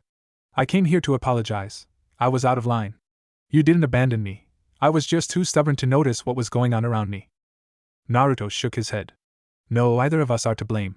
The blame lies solely on the heads of the old Satans, and they got their just desserts. His response got a smile from his companion. That they did, she agreed. So, what's your plan now? Naruto thought for a second. For one, I have to figure out my emotions, thanks to you, he spoke, making the black-haired phoenix blush. I believe me and Grafia have to talk. Even after all this, I still do love her. He stopped though, as a concerned look appeared on Arya's face. What? He asked. Did I say something wrong? For a second, Arya went silent. Before Naruto could ask her what was wrong, she locked her gaze with his, fear and concern clearly visible in her gaze. Naruto, do you know why I left the party, even though I was technically a guest of honor? Confused, Naruto shook his head. The phoenix continued. In the middle of the party, Xerxes left the podium. He walked over to Grafia, who is still not recognized as a member of the high-class society. She then choked, confusing Naruto even further. In front of the entire gathering, he asked her out. Arya continued, noticing the suspended horror on Naruto's face. And she said yes? The glass in Naruto's hand shattered, startling Arya and splashing whatever was left of his drink. That son of a bitch! Now he understood why Grafia was so protective of him, going as far as to betray her own faction to side with him. And in his folly, he had simply made her romance a reality. He now realized that she didn't break up with him because of her war duties. That notion had gone out of the window the moment he learned she defected. But because she had her eyes on another. And he had gone out of his way to make sure she and the man who stole her from him were safe during this pointless war. Oh, how naive, he should have noticed. Thinking back, he realized that throughout the 1 year that they were all together, her loving gaze was only meant for the new Lucifer. She used him, and it was very apparent that she got what she wanted. It made sense now, why she wanted him to face Arya. She couldn't bear to face her erstwhile rival in love when she herself was trampling on the heart of the man who, for the better part of 2 centuries, belonged solely to her. How cruel. Naruto laughed, his mind trying to comprehend why she would do such a thing. But then again, it was obvious. He wasn't enough for her. And maybe Xerxes was. A devil who would have died in a failed revolution was worth more to her than the man who, on countless occasions, saved her life. Pathetic. He commented. I'm being petty. But I don't know how to stop it. Luckily, he didn't have to. As 2 soft, feminine hands encircled him, pulling him closer. You don't have to bear this pain alone, Naruto, Arya spoke, shedding her own tears. It was so shocking that Naruto stopped for a second. Arya was a phoenix, and a phoenix's heart only wept for those they loved. It was then that Naruto realized how much he meant to her. How her heart wept for the broken person his love had left him. And in that moment, Naruto did something that he should have done a long time ago. He kissed her. If she was surprised, she didn't show it. What she did show was eagerness. As her hands went to places that were socially out of bounds, Naruto relaxed in her grasp, as she activated her teleportation glyph, taking them both back to her mansion. He was hers now, even though he wouldn't stay. At least, he was hers for the night. And she would make sure to savor every bit of it. Are you sure you have to leave? Naruto dressed in front of his lover, giving her a free show as he did. Last night had been eventful, to say the least.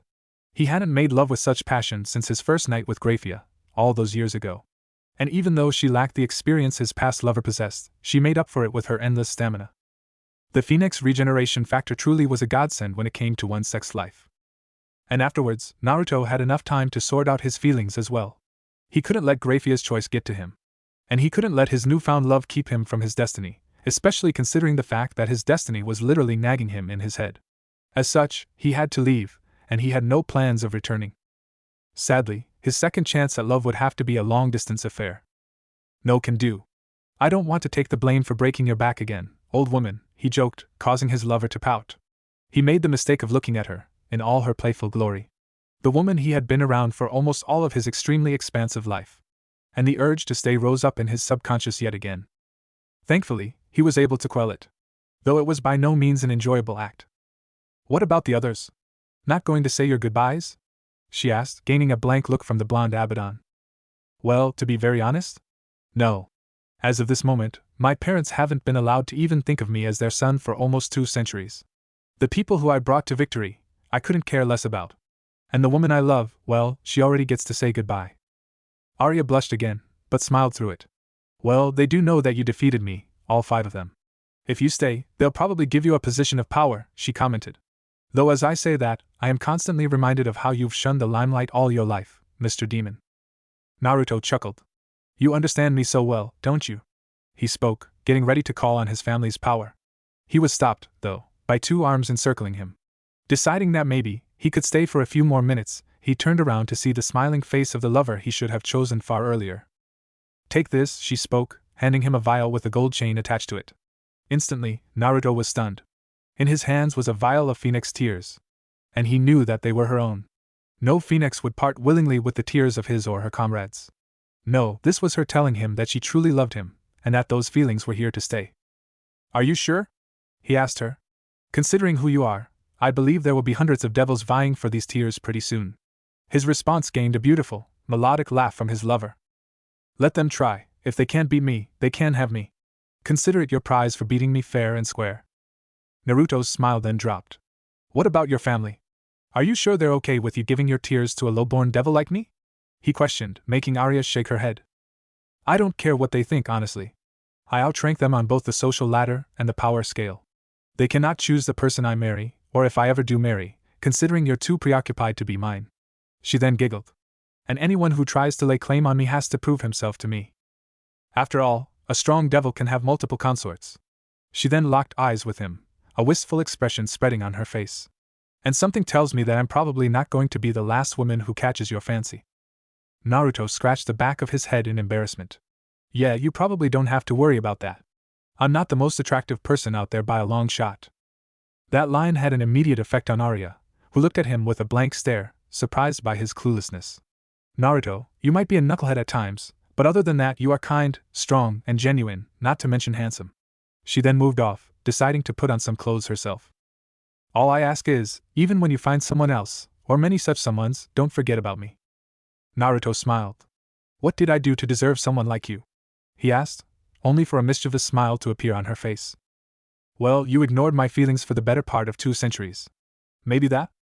Naruto laughed, taking potshots already, huh? But seriously. Thank you, Arya, for everything, he said sincerely, as the true power of the whole manifested in front of him, pulling him into the gap between dimensions. As he left, another stray tear leaked out of his lover's eyes. Barely been a second since he's gone and I already missed the idiot. The dimensional gap was just as he remembered it. But in his defense, it was a rather hard to forget kind of place. This time, though, he felt his demonic power unravel slightly as he passed into the dimension. Without Framp's power shielding him from its power, the dimensional pull threatened to tear him apart. But he was stronger than that. For the first time in centuries, Naruto entered his true sage mode, letting the power of the Jubi protect him as 10 truth-seeking spheres appeared behind him. His body stabilized, but he had definitely attracted attention. A fact that was made clear by the shadow above him, and the woman who had suddenly appeared next to him. Who are you and what are you doing in my area? The dragon above him roared, as it settled down, whipping up a gigantic sandstorm as he did so. Naruto was actually forced to use wind manipulation to brace himself. The woman, if that was what she truly was, needed to do no such thing, as the dust simply seemed to avoid her lithe frame. Naruto sighed. Both, the woman and the dragon, were almost equal in power, and if push came to shove, it could take him months to take them down. And while time really wasn't an issue, he would rather spend the same time doing something constructive rather than fighting two creatures who apparently owned this dimension. Hence, he simply released his chakra. All of it. The effect was instant, as both the dragon and woman were forced to the ground, unable to move. Meanwhile, Naruto walked over to the tower which held his object of fascination, completely ignoring the dragon's bellows, insisting he come back and fight him like a man. The woman, though, did not take her eyes off his retreating figure even once. This devil was special, someone who could help her reclaim her dimension from her show-off of a rival. As Naruto entered the tower, he was greeted by the skeletons of creatures that couldn't possibly be human, or even anything close. Many of them had multiple arms, while some had tails. They looked like what you'd get if you crossbred the most ferocious animals you could find. As he climbed the tower, the number of corpses increased, till he reached the top, where the ground was completely covered with them. He ignored the crunch of breaking bones under his feet as he walked over to the item that called to him. It was a golden spear, unadorned save for one straight line of red that ran through its length. There was nothing quite so remarkable about it, except for the simplistic beauty which underlay it and the faint pulse of power that emanated from it. Curious, he pulled the spear out of the ground. All of a sudden, the spear began to unravel, and he was assaulted by painful flashes of memories. Memories that showed him the earth, before humanity lay claim to it. Memories of a war, and a fight against a creature who looked and felt like a father. As these memories flashed through his head, the weapon's history was made clear to him. Wars had been waged for it, nations destroyed while defending it. It was, after all, creation willed into the shape of a weapon. As the memories faded, he smiled. The weapon that had assimilated into him had a history. And as it had a history, it had a name. Samsara. How quaint, he whispered, the spear taking shape in his hands as he called its name. Sadly, that was all. The nagging was now gone, but with its disappearance, there was nothing there to replace it. No sense of adventure, no prophecy, no call of destiny left. All that remained was him, and the two creatures that had recovered from his initial display of power. As they flew to the top of the tower, the woman having taken her true form, that of a black dragon, Naruto got ready for battle. After all, he had time to kill. I'm surprised you applied for this kind of job, Mr. Uzumaki. Considering your degrees and accolades, I believe you might be overqualified to serve as a mere student counselor. In the countless years he had spent exploring the vast reaches of the human plane, Naruto had been many things. He had been a warrior, an explorer, a doctor, a scientist, a bureaucrat, and even a host, on multiple occasions. Truth be told, he was more than overqualified for any job a human could possibly have, period. He had been to more universities than he could count, devouring knowledge at unprecedented speeds, thanks to his shadow clone jutsu. But then again, one of the upsides of being a devil was that no matter what job you applied for, you could always look like it was your first. The power to change one's appearance was formidable indeed. Coupled with the seals that blocked his demonic signature, it was the perfect guise. So confident was he, that he was even taking up a job in a city that served as a stronghold for multiple devil houses in the human world. After all, it was his self-appointed job to watch over them. Out of sight, out of mind. I've always had an interest in pursuing teenage psychology. These are the formative years for children, and I believe the best way to learn how they form their worldview is to observe teenagers from as close as you possibly can. Hence my choice, he answered. The school's headmaster, a balding man in his 50s, gave his papers another once-over. But Naruto knew his ruse. The decision was not his to make. That honor belonged to the devils who owned this school. And right now, he knew that they had already come to a decision. The headmaster closed his file with a smile. You drive a hard bargain, Mr. Uzumaki. I believe we'd be best served by having a man of your stature on board. Welcome to Ko Academy. The man offered his hand, which Naruto shook post-haste. We'll just file your papers. You can start your work anytime you see fit next week. We'll be looking forward to hearing from you. Naruto nodded. Thank you. Now, I believe it is time for me to excuse myself, Naruto said, detecting a familiar energy signature outside the room. Shaking the headmaster's hand one last time and wishing him well, the blonde Uzumaki exited the room, almost running directly into a boy who seemed to be looking for a hiding place. Seeing his chance, he hid behind the tall and broad-shouldered blonde. Just as he did so, a horde of angry females ran past, not even sparing a second glance at the strange man in the hallway, their tunnel vision too strong. Phew! That was way too close, the boy exclaimed. Naruto's face paled as he felt the insatiable emotion of lust mixing with fear that the boy seemed to exude. So overpowering was his lecherous intent that the blonde devil almost couldn't believe that this boy was the holder of a Longinus. Specifically, the boosted gear. Well, they sure seem to have it out for you. I'm Naruto Uzumaki, by the way. The blonde offered the brown-haired kid his hand, which the boy promptly shook. Inside him, Naruto felt the dragon's energy shift, instinctively recoiling from his touch. Not noticing the subtle shift, the boy smiled back at the much taller blonde. Apparently, the boy wasn't even aware that one of this world's strongest existences currently dwelled inside him. Issei Hayadu. Nice to meet ya. The boy introduced himself. Now, if you'll excuse me, I've got to make sure whether my friends are alive or not, the boy barked, running off in the direction he came from. Naruto chuckled. This would be an interesting year. This is the third time this week you've been sent here. Care to explain yourselves? It was an academy that boasted a 9-to-1 girl-boy ratio, having been converted from a prestigious girls-only school to a co-ed platform. As such, incidents of perverts were much too common for his liking. What more, some of the students weren't even subtle about their lecherous intentions. Luckily, for the most part, in the 3 months he had spent here as the local counselor, he had been able to reform most of these perverts, helping some of them along with their love lives as a byproduct. But among the legions of perverts that called home, there were some that could simply not be converted to the light. Some, who had taken the will of perverseness from the greatest of the great, and decided to run with it till the light left their eyes. And amongst the pantheon of these lecherous neo-gods, 3 stood out, by far, as the most perverted humans to ever walk planet Earth, or at least the human plane of it. And Naruto was sure that these 3 could give Jiraiya a run for his money. Hell, Jiraiya would take these 3 as his genin squad without a single peal of resistance. And that scared the blonde demon more than it had any right to. They were called the Perverted Trio, and it was a well-deserved title. The shortest among them, Mahodama, seemed to have a peculiar bloodline ability, not very different from the Byakugan. He could tell the 3 sizes of a woman by simply looking at her. And that was a terrifying power, because no matter how well covered the girl may be, he was always correct. This ability was mirrored by a girl named Aika Kiryu, who apparently fainted due to excessive blood loss when she saw Naruto. Nosebleeds definitely weren't that deadly where he came from. As such, Mahodama was the scout, a man who knew what he wanted, and had no qualms putting himself in danger's way to acquire it. The second was a rather plain-looking boy named Matsuda. His plainness was as effective as a knife in the dark. He could enter shops meant for adults and leave without drawing any attention, scoring the rarest of porno and eroge for his troubles. He was silent, his body was a fine-tuned machine, he was deadly, and he was extremely inept when it came to actually speaking to women. He was the procurement master, and he was good at only one thing, his job.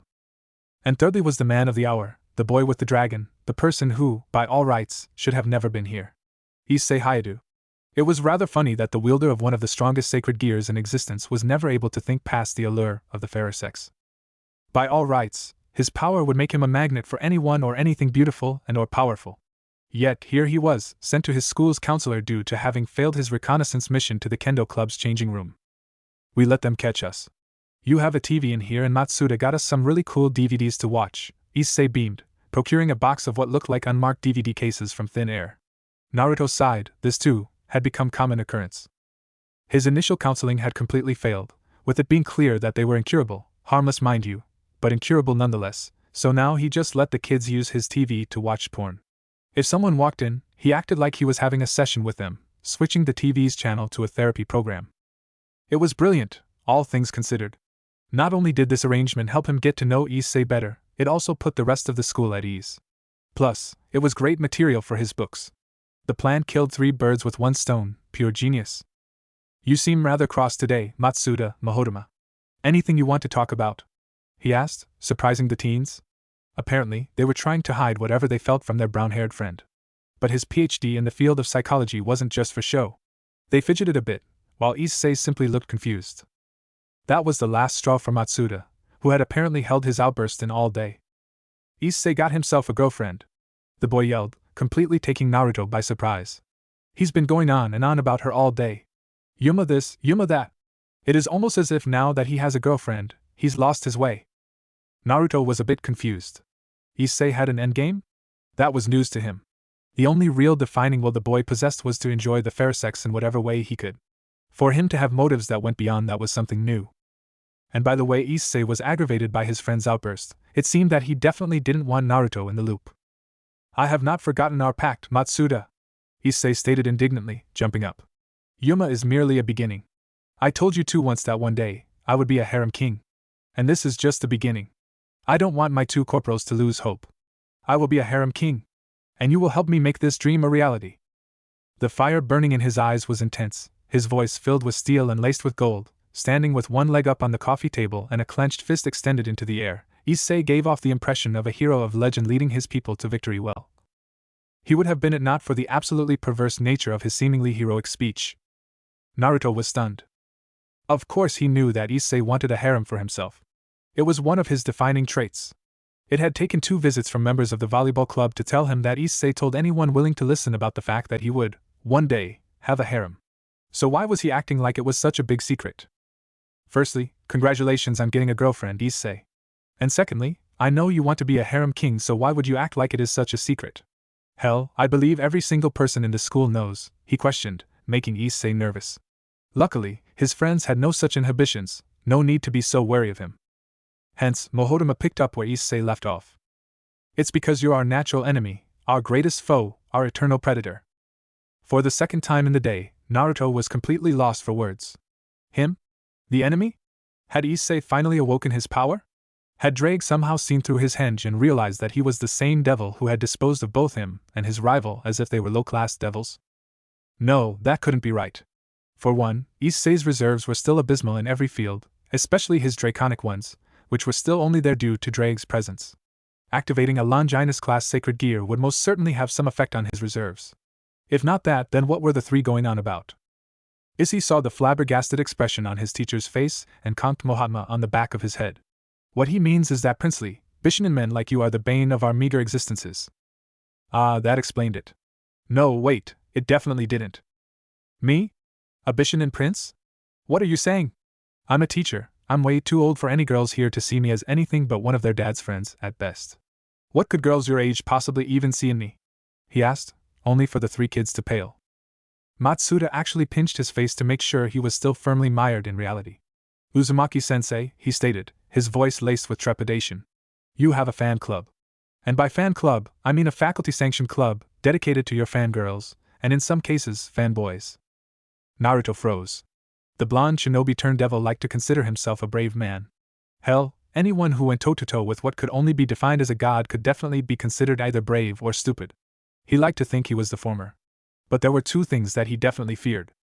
One was the abolishment of ramen as food, and the second, the one that currently perturbed him, were fangirls. He had seen Sasuke's fangirls, he had seen Niji's fangirls, he had even seen Gaara's fangirls. And nothing terrified him more than the power wielded by the crazed, fanatical women pursuing their object of worship. As such, he fell back to his shinobi ways, his spine straightening and his eyes narrowing, as he asked the questions that really mattered. When? Matsuda gulped, seeing the sudden, professional change that had taken over Naruto.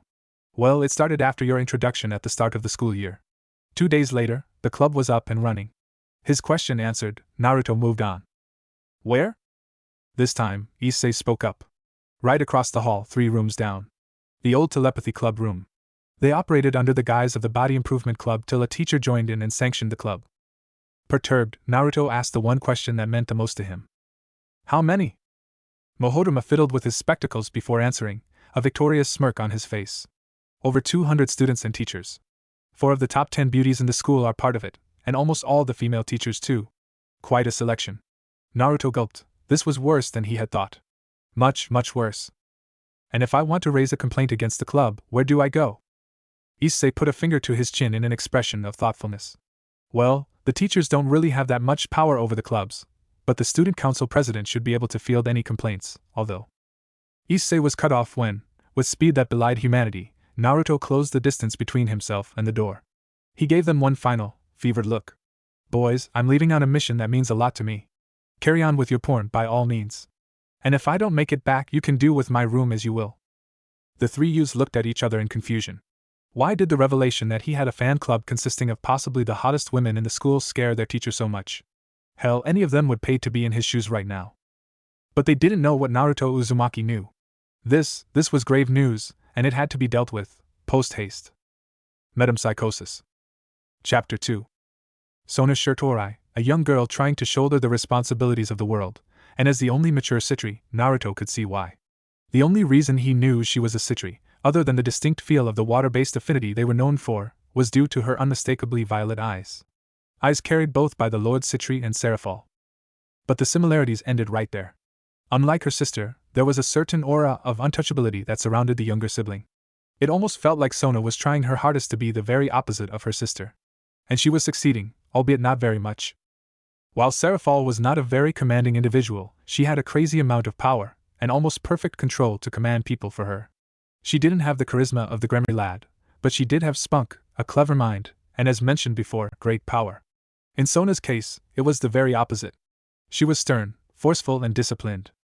However, what she did not have was power, and it would take a single burst of killing intent to shred the condescending look on her face.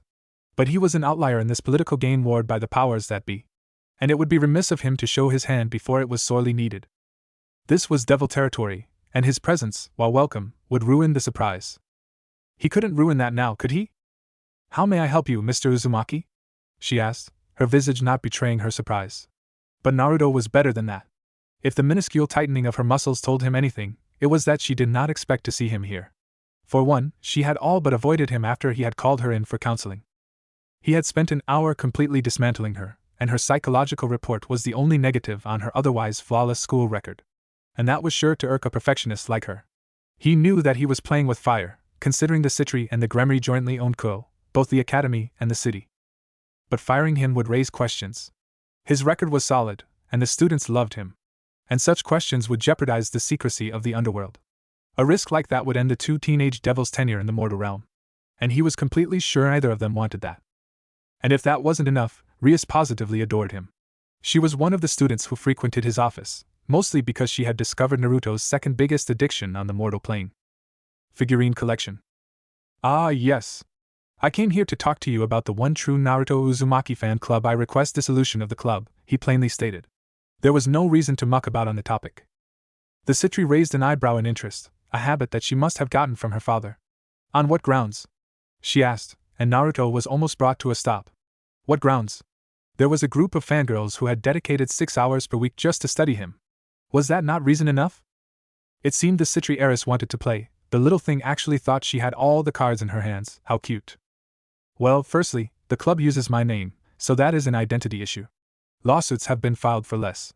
And I'm sure you can understand why I am concerned, considering the club's operations revolve around the studies of yours truly," he answered with a mockingly grandiose bow.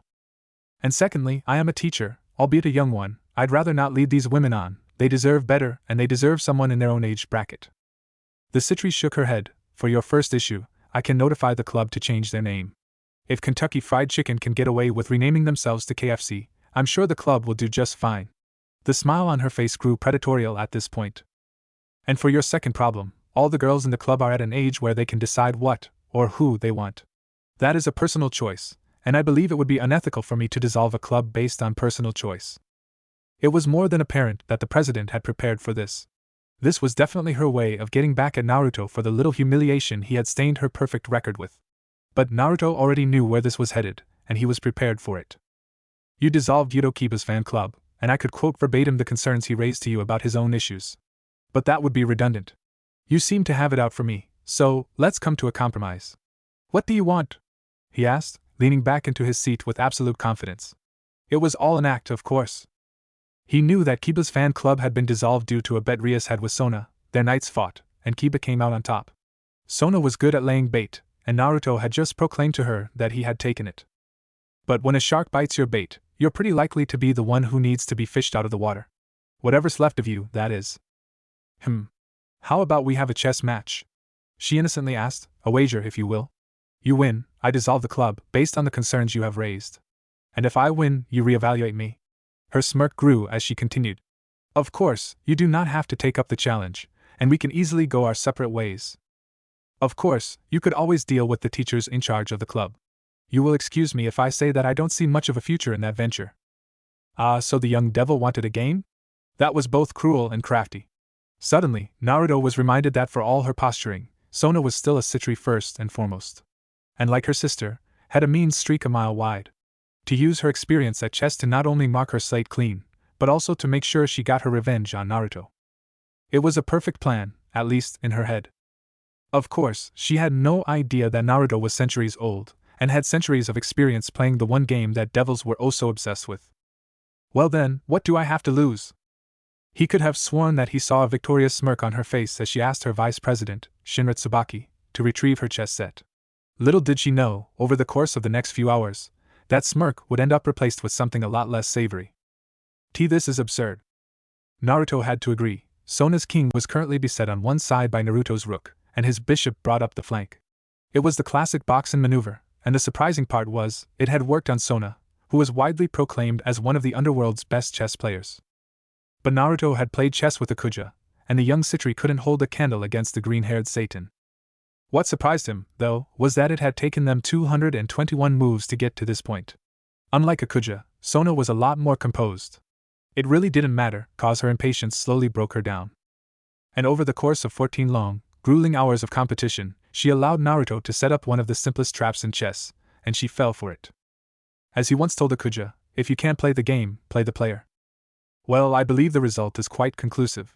Now, if you'd excuse me, I have to get in a few hours of sleep before I report for work.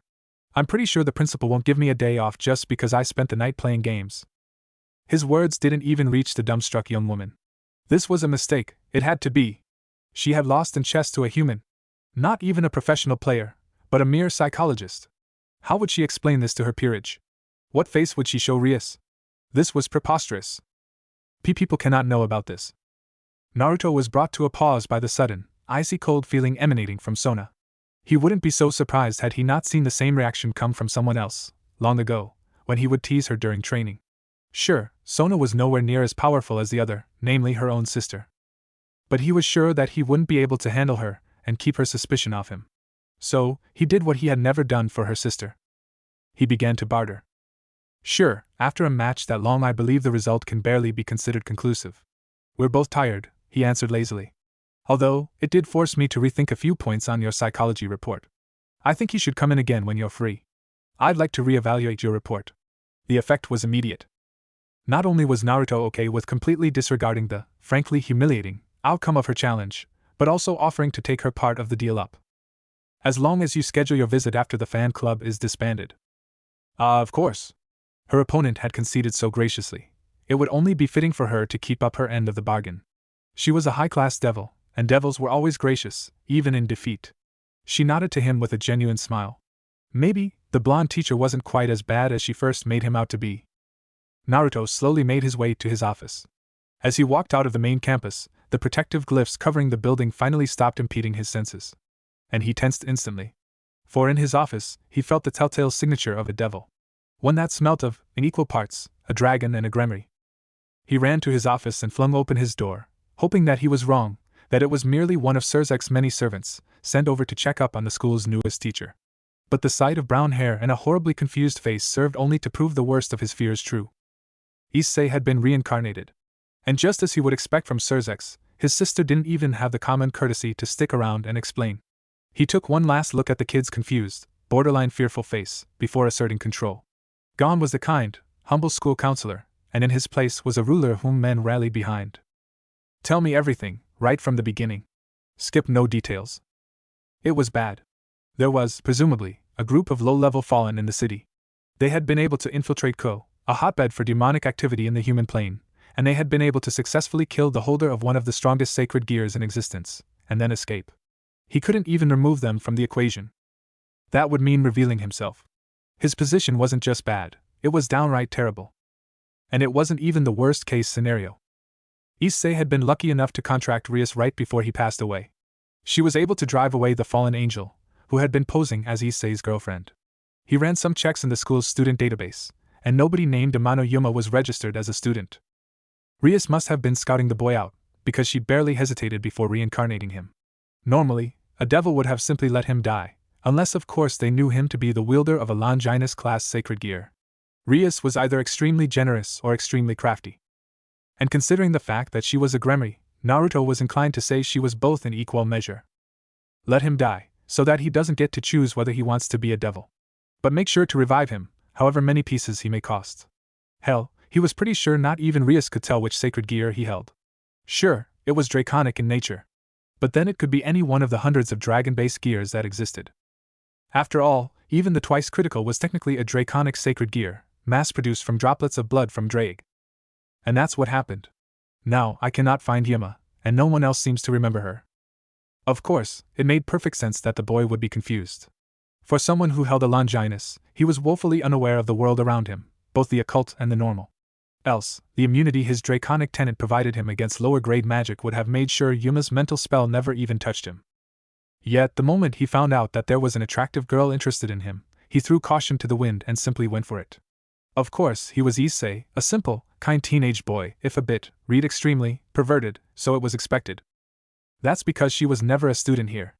I just checked the school records, Naruto answered, turning his laptop around so that Issei could see. As for what all you told me, I think I have a general idea about what happened last night, he answered. Issei perked up a bit, hoping he'd finally get some answers.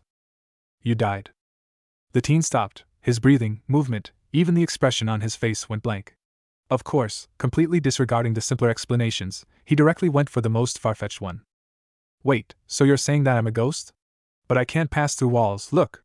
Before the blonde could even get a single word in edgewise, Issei shot up from his seat and dashed headfirst into a wall. To his credit, he got up a mere second after his cranium impacted the solid marble flooring. See? Completely physical. He touted, pointing at himself for the sake of emphasis. Naruto sighed. Hey Issei, imagine having wings. Okay, let me get into my thinking pose. Issei spoke before closing his eyes. A second later, two very pronounced black wings phased into existence, their slight added weight knocking Issei out of his contemplative, albeit stupid, pose. His confusion grew as his mind grasped at what little knowledge of the occult he had. Bat wings? There was only one connection he could make. Please tell me I'm not a monster, or a demon, he hesitantly pleaded, fearing Naruto's response. Naruto shook his head. No, you're not a demon. As he said this, a wave of relief passed over the brown-haired boy. You're a devil. If you were a demon or a monster, I'd have to kill you. The look on Issei's face was priceless. The blood ran out of his face, leaving it as colorless as a sheet of acetate. He locked eyes with Naruto, silently hoping no pleading that this was all just a joke. But the blonde's face betrayed nothing. This was serious. He had died, and now, he was locked in a room with someone who knew more about his situation than he himself did. And that someone had just dropped a comment about killing him almost without a second thought. If that wasn't terrifying, he didn't know what else qualified for that tag. But how? He asked the million-dollar question. Naruto stared at him for a second, surprised that the boy still hadn't put two and two together. He remembered seeing Rias as he died. He remembered getting impaled by a light spear by someone whose wings were very much different than the ones he had. And yet he wondered how he was in his current state? Naruto could understand if he simply thought seeing Rias was a hallucination, but still he had to suppress a sigh as he launched into explanation. As far as I can tell from your recount, you were reincarnated by a devil. And by devil, I mean Rias Gremory, he answered. Issei took it rather well, and by that he meant only blanching slightly, apparently having finally made the connection between Rias' presence and him being a devil. I think you should consult her on the everything, really. If you want answers, she's your best bet, he reasoned, getting a subservient nod from Issei. As he got up to leave, Naruto realized that he had yet to breach the most important topic. Oh, by the way, do not tell Rias, or anyone for that matter, about this conversation we just had. He got a confused look from Issei in return. When discussing the occult, things tend to get really convoluted very fast. People get involved for the smallest of things, and I definitely do not want to be involved, as far as Rias is concerned. Issei stopped for a second before nodding once in confirmation and leaving, closing the door behind him. Once he was out of earshot, Naruto quickly created a clone and told it to man his office. The Fallen were encroaching on devil territory, and he needed to know why. And there was no better way to get answers than to get them straight from the source. Barrack Wheel. I've had it with you covering for Azazel. Now are you going to hand me that pile of trash, or do I have to fight you for it?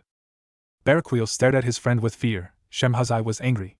For the Fallen who once held the angelic post of the Watcher, Shemhazai preferred a much more hands-on approach than many would expect from an ex-archangel whose job was to observe and not be involved with events. But he could hardly be blamed. Their fearless leader, Azazel, was doing a really shitty job at keeping up with both his own titles. Such force is hardly warranted, Shem, Azazel whined. Those objects are of my utmost curiosity. Why, just yesterday I actually got one of those human devices to work, he exclaimed. As he held up a rather cutesy toaster in his hands, a light blue with a bright pink heart on the side. It actually toasts a smiley face into the bread you pop into it. Isn't that ingenious? Shemhazai answered by sending a bolt of light through the toaster, the small explosion forcing out a yelp from Azazel. If these things are more important to you than the matters of our faction, I wonder if you're the right person for the job, he countered, the steel in his tone making both his companions flinch. If this is how you plan to spend the rest of your days, then you should just retire. Azazel sighed, He was about to launch into an explanation of how every bit of research that led to the replication of sacred gear was time well spent, but he was stopped by the smell of ozone that suddenly made it into the room. The pile of trash relics that lay behind Baraquiel began to glow with a golden light, before a sudden mass was added to it, making it crash down on the poor fallen angel. And out of the heap came a man who looked rather out of place in the current room. Mostly because of how ordinary he felt. There wasn't a single shred of any detectable power around the blonde. And to most, he would come across as a mere human, nothing special, just a human who had somehow managed to magically transport himself into a room that was currently inhabited by the 3 strongest members of the Grigori. Rare, but due to Azazel's eccentric experimentations, not entirely unheard of. But then, the man's skin rippled, and like a curtain, his appearance fell away and was replaced by something a lot more recognizable. Azazel had to say, time was kind to his old enemy-turned-friend. His blonde hair was scruffy, and came down to his shoulders. The blonde was taller than anyone in the room, and that was saying something. If not for the 3 whisker marks on his face, and those unmistakably blue eyes, Azazel would have never been able to recognize the devil-no-demon who had almost killed him a dozen times, just to let him go at the end of it all. What his 2 followers recognized, instead, was the oppressive amount of power the blonde was exuding. That had felt it before, anyone who had participated in the final century of the war would. It was one of 3 distinct feelings that represented doom on the battlefield. And they knew which one this was. So you live, Naruto Abaddon, Azazel stated. Any pretense of playfulness was instantly removed from his tone. Behind him, his 2 friends tensed. They did not like their odds in this battle.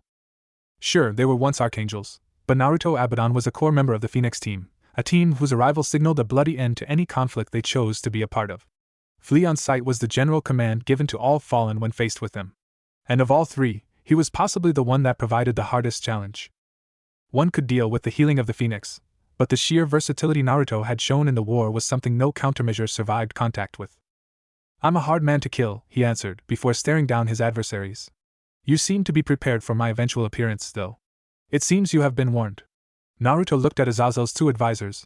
They had both flared their wings, 20 together, still not much of a threat to him. The leader of the Grigori himself looked composed, if a bit intrigued.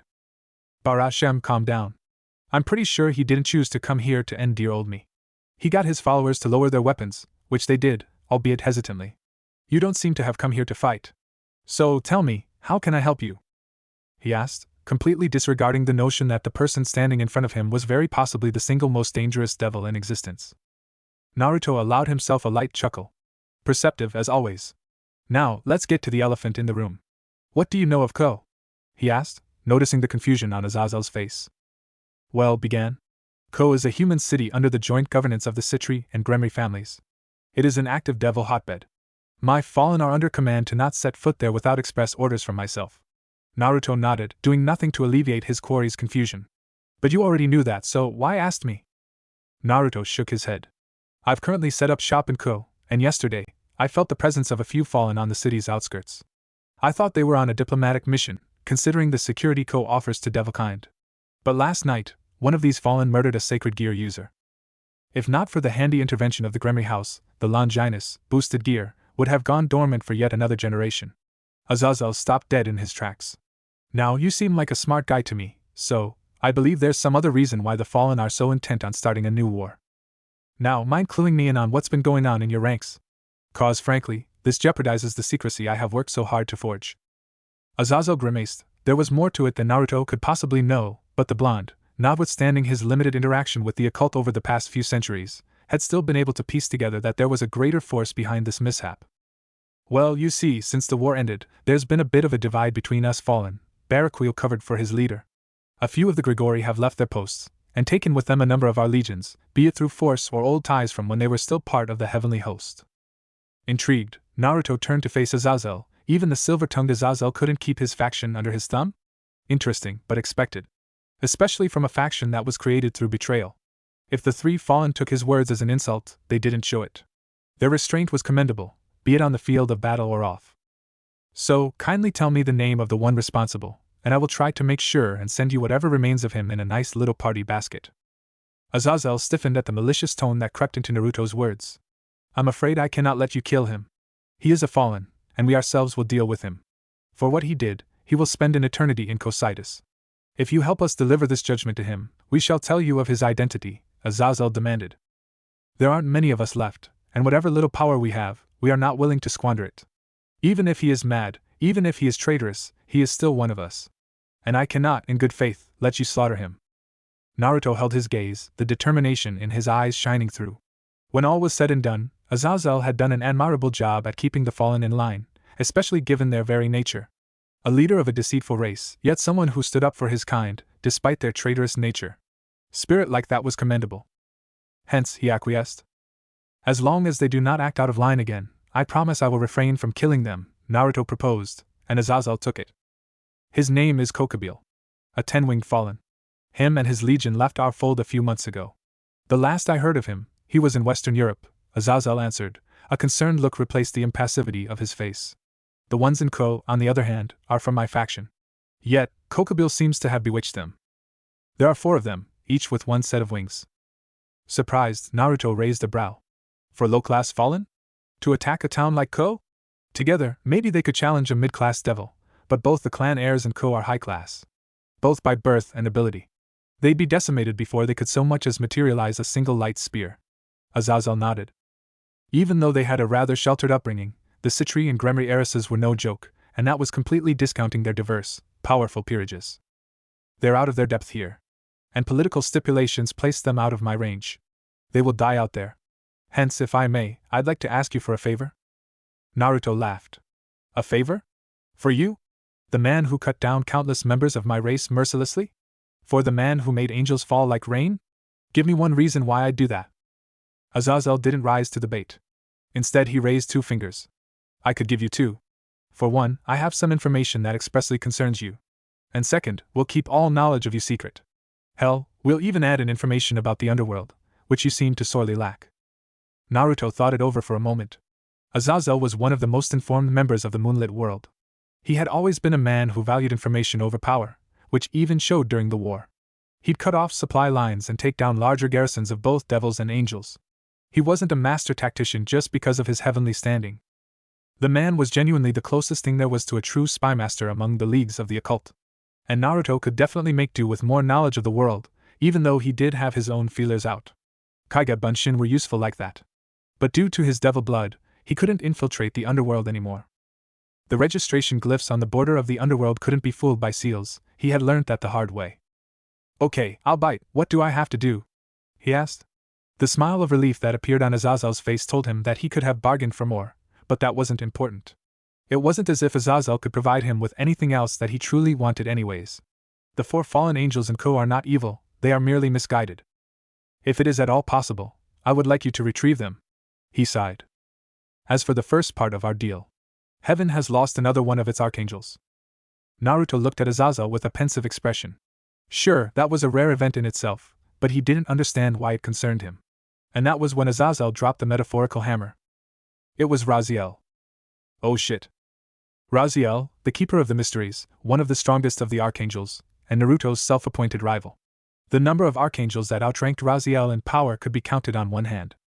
The fact that she had fallen was quite grave indeed, especially given the fact that she had gained something of an unhealthy obsession with Naruto around the end of the war. Please don't tell me that she's looking for me, Naruto pleaded, grasping at straws. To his dismay, Azazel shook his head. Raziel is the keeper of mysteries, she's the archangel whose task is the most daunting and varied of them all. And according to her, you are a greater mystery than even the origin of Trihexa. As such, she's attracted to your location. It would be safe to say that given a couple of days, she'll find you. At least you have some time to prepare, and possibly appease her. Naruto shook his head. You've given me a lot to think about. I believe you'll send me a dossier on the recent developments in the underworld once I fulfill your requirements. Azazel nodded. Naruto allowed a small smile to grace his face, which unnerved his 3 companions a bit too much for their personal tastes. As for my secret, I sincerely hope you keep it. Because over the centuries, I have come to be rather close to Dragonkind. As such, I know of your artificial sacred gear. If you leak my secret, I can disappear again. You, on the other hand, will have to answer to both Sirzex and Michael about it. I believe they'll be most curious about how you managed to replicate a power that can be traced back to God himself. Naruto took a second to savor the look of abject horror on the fallen angels' faces. I'd say it was a pleasure doing business with you, but I'll hold my judgment on that till you fulfill your end of the bargain. And for your sake, I hope you do. Before Azazel could come up with a reply, Naruto disappeared in a shower of golden sparks. leaving all three fallen angels with one singular thought in their minds. How did he even get here? Unbeknownst to them, a small seal faded out of view, hidden behind Azazel's high collar. A small gift from Naruto that had been there ever since they faced off in the war. Better safe than sorry, after all. A week. 1 week of constant shadow clone surveillance was enough to notify Naruto that not only were the four fallen and smart, choosing to spread out and hide among humans, denying him the opportunity to take them out stealthily. Together, they generally assembled in a church on the outskirts of the city. But he couldn't risk going there. 'Cause that's where she had made her home. Raziel, the Archangel of Mysteries. She was generally paired with Raphael and Casfiel during the war, and whenever they were deployed, so were the members of Naruto's team. Originally, Naruto had believed Raziel to be male, considering her robes, the completely covered attire of a mage. It was only after repeated confrontations and an unintended wardrobe malfunction that Naruto's team learnt that Raziel was a woman. As the Archangel of Mysteries, it did make sense. To keep the mysteries of the world was her divine duty, and that duty was what had led her to Ko. Though Naruto was pretty adept at hiding himself, he was rather skeptical about his chances of escaping Raziel's scrutiny. He didn't want to take a chance, and had the patience needed to make sure he didn't need to. Once Raziel decided that Ko was merely a false alarm, or the four fallen angels decided to make a move, he'd make his own. Till then, it was all about planning, and he was fine with that. But what really confused him was Kokobile and his endgame. He had sent four two-winged fallen to take on a bastion of devilkind, one guarded by two of the strongest families in the underworld, manned by the heirs of said families. They weren't misdirection, he could tell, and they were obviously proficient and crafty, as the fallen were wont. They had displayed their ingenuity in the way that they had taken out Issei, but the devils of Ko were not far behind in their own wily ways. Rias had been there, she had known, and she had acted. Hell, she had even pulled one off on him. It was pointless to blame her, considering the fallen had the means and power to successfully disguise themselves to resemble humans, considering the fact that sin ran through both species, and both were once holy, righteous creations of the Almighty. The sin of the humans was disobeying the will of God, of consuming the forbidden fruit. The sin of the fallen was betraying their purpose. In all honesty, the difference between the two races was merely one of circumstance. Back to the point, Kokobile.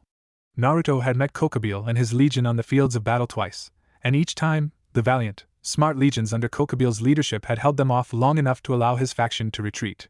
He was a good leader, a man who knew war like the back of his hand. And with a title like Kokobile of the Legion, that was to be expected.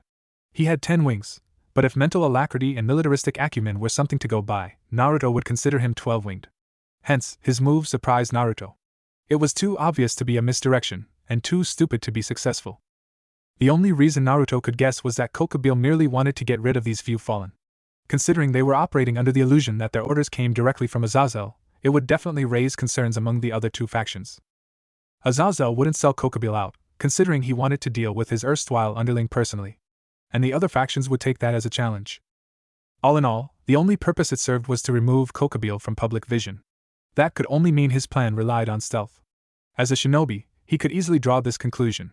But the men and women of the occult were prideful, they were the kind of people that believed in power above finesse. Part of the reason he was so successful in the war was because he could generally use their hubris against them. But Kokobile was not like that.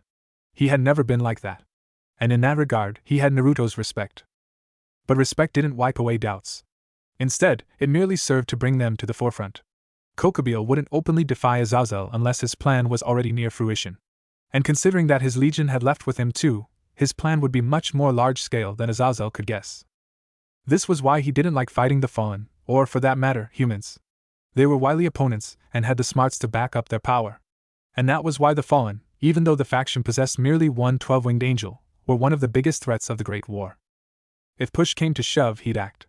But in case things went according to plan, he wouldn't have to. The Red Dragon Emperor had awoken, and he could always be Naruto's proxy. And if that didn't work out, he could always work through a path. The Rinnegan was useful like that.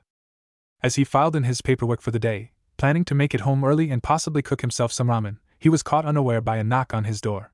Sensing the draconic presence of his protege, he sat down. The door opened, and Issei all but ran and crashed on his chair. Apparently, he'd been running for a while now, if the perspiration on his face was anything to go by. But what really brought Naruto to a stop were the emotions coming from him, and more so, the fact that he barely needed to read them to understand what had transpired. Because the look on Issei's face was something he remembered far too well. He remembered seeing it on his own face, a long time ago, before he was embroiled in the doings of devilkind. Someone he cared for was in danger. I need your help, Issei exclaimed between labored breaths. Naruto nodded before folding his hands under his chin. And with a perfectly neutral face, he spoke. Tell me everything from the start. It was just as he expected. The fallen were brash, but they had made their move.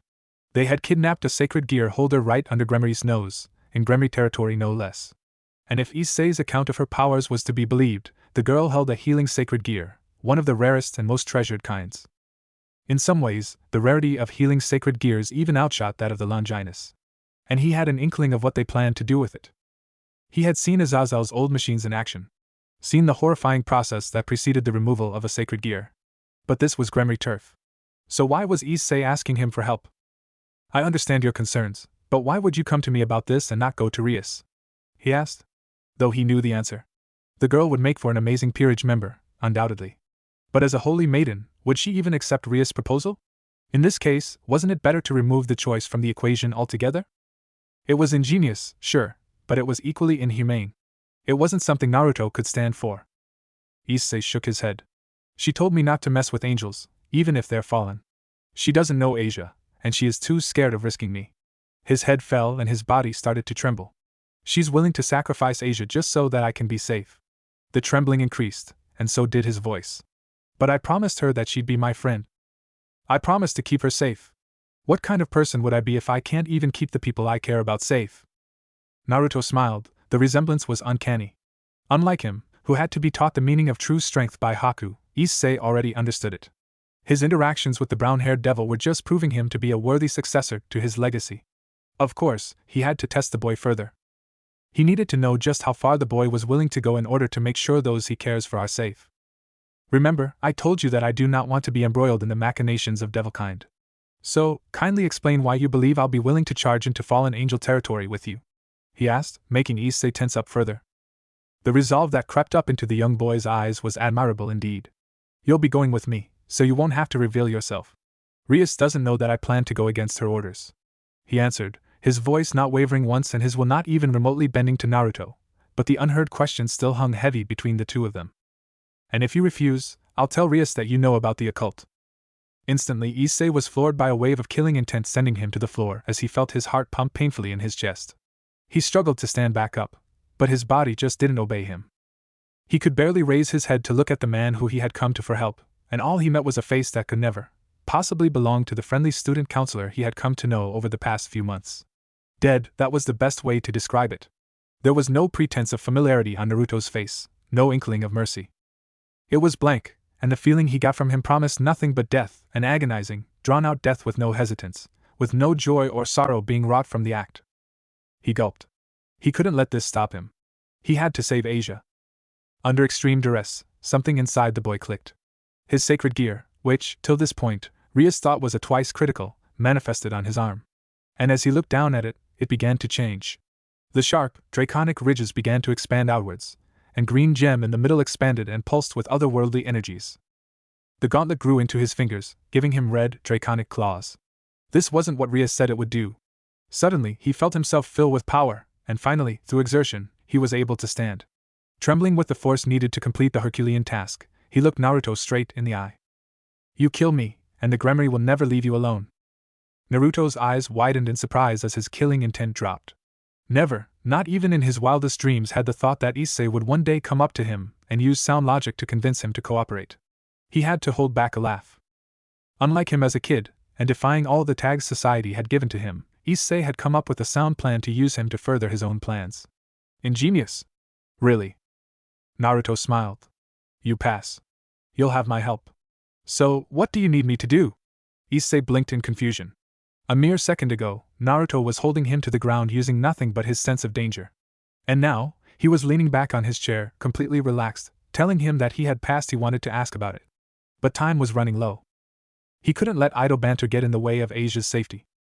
They're holed up in a church outside town. You handle the small fry, and I'll go and get Asia back.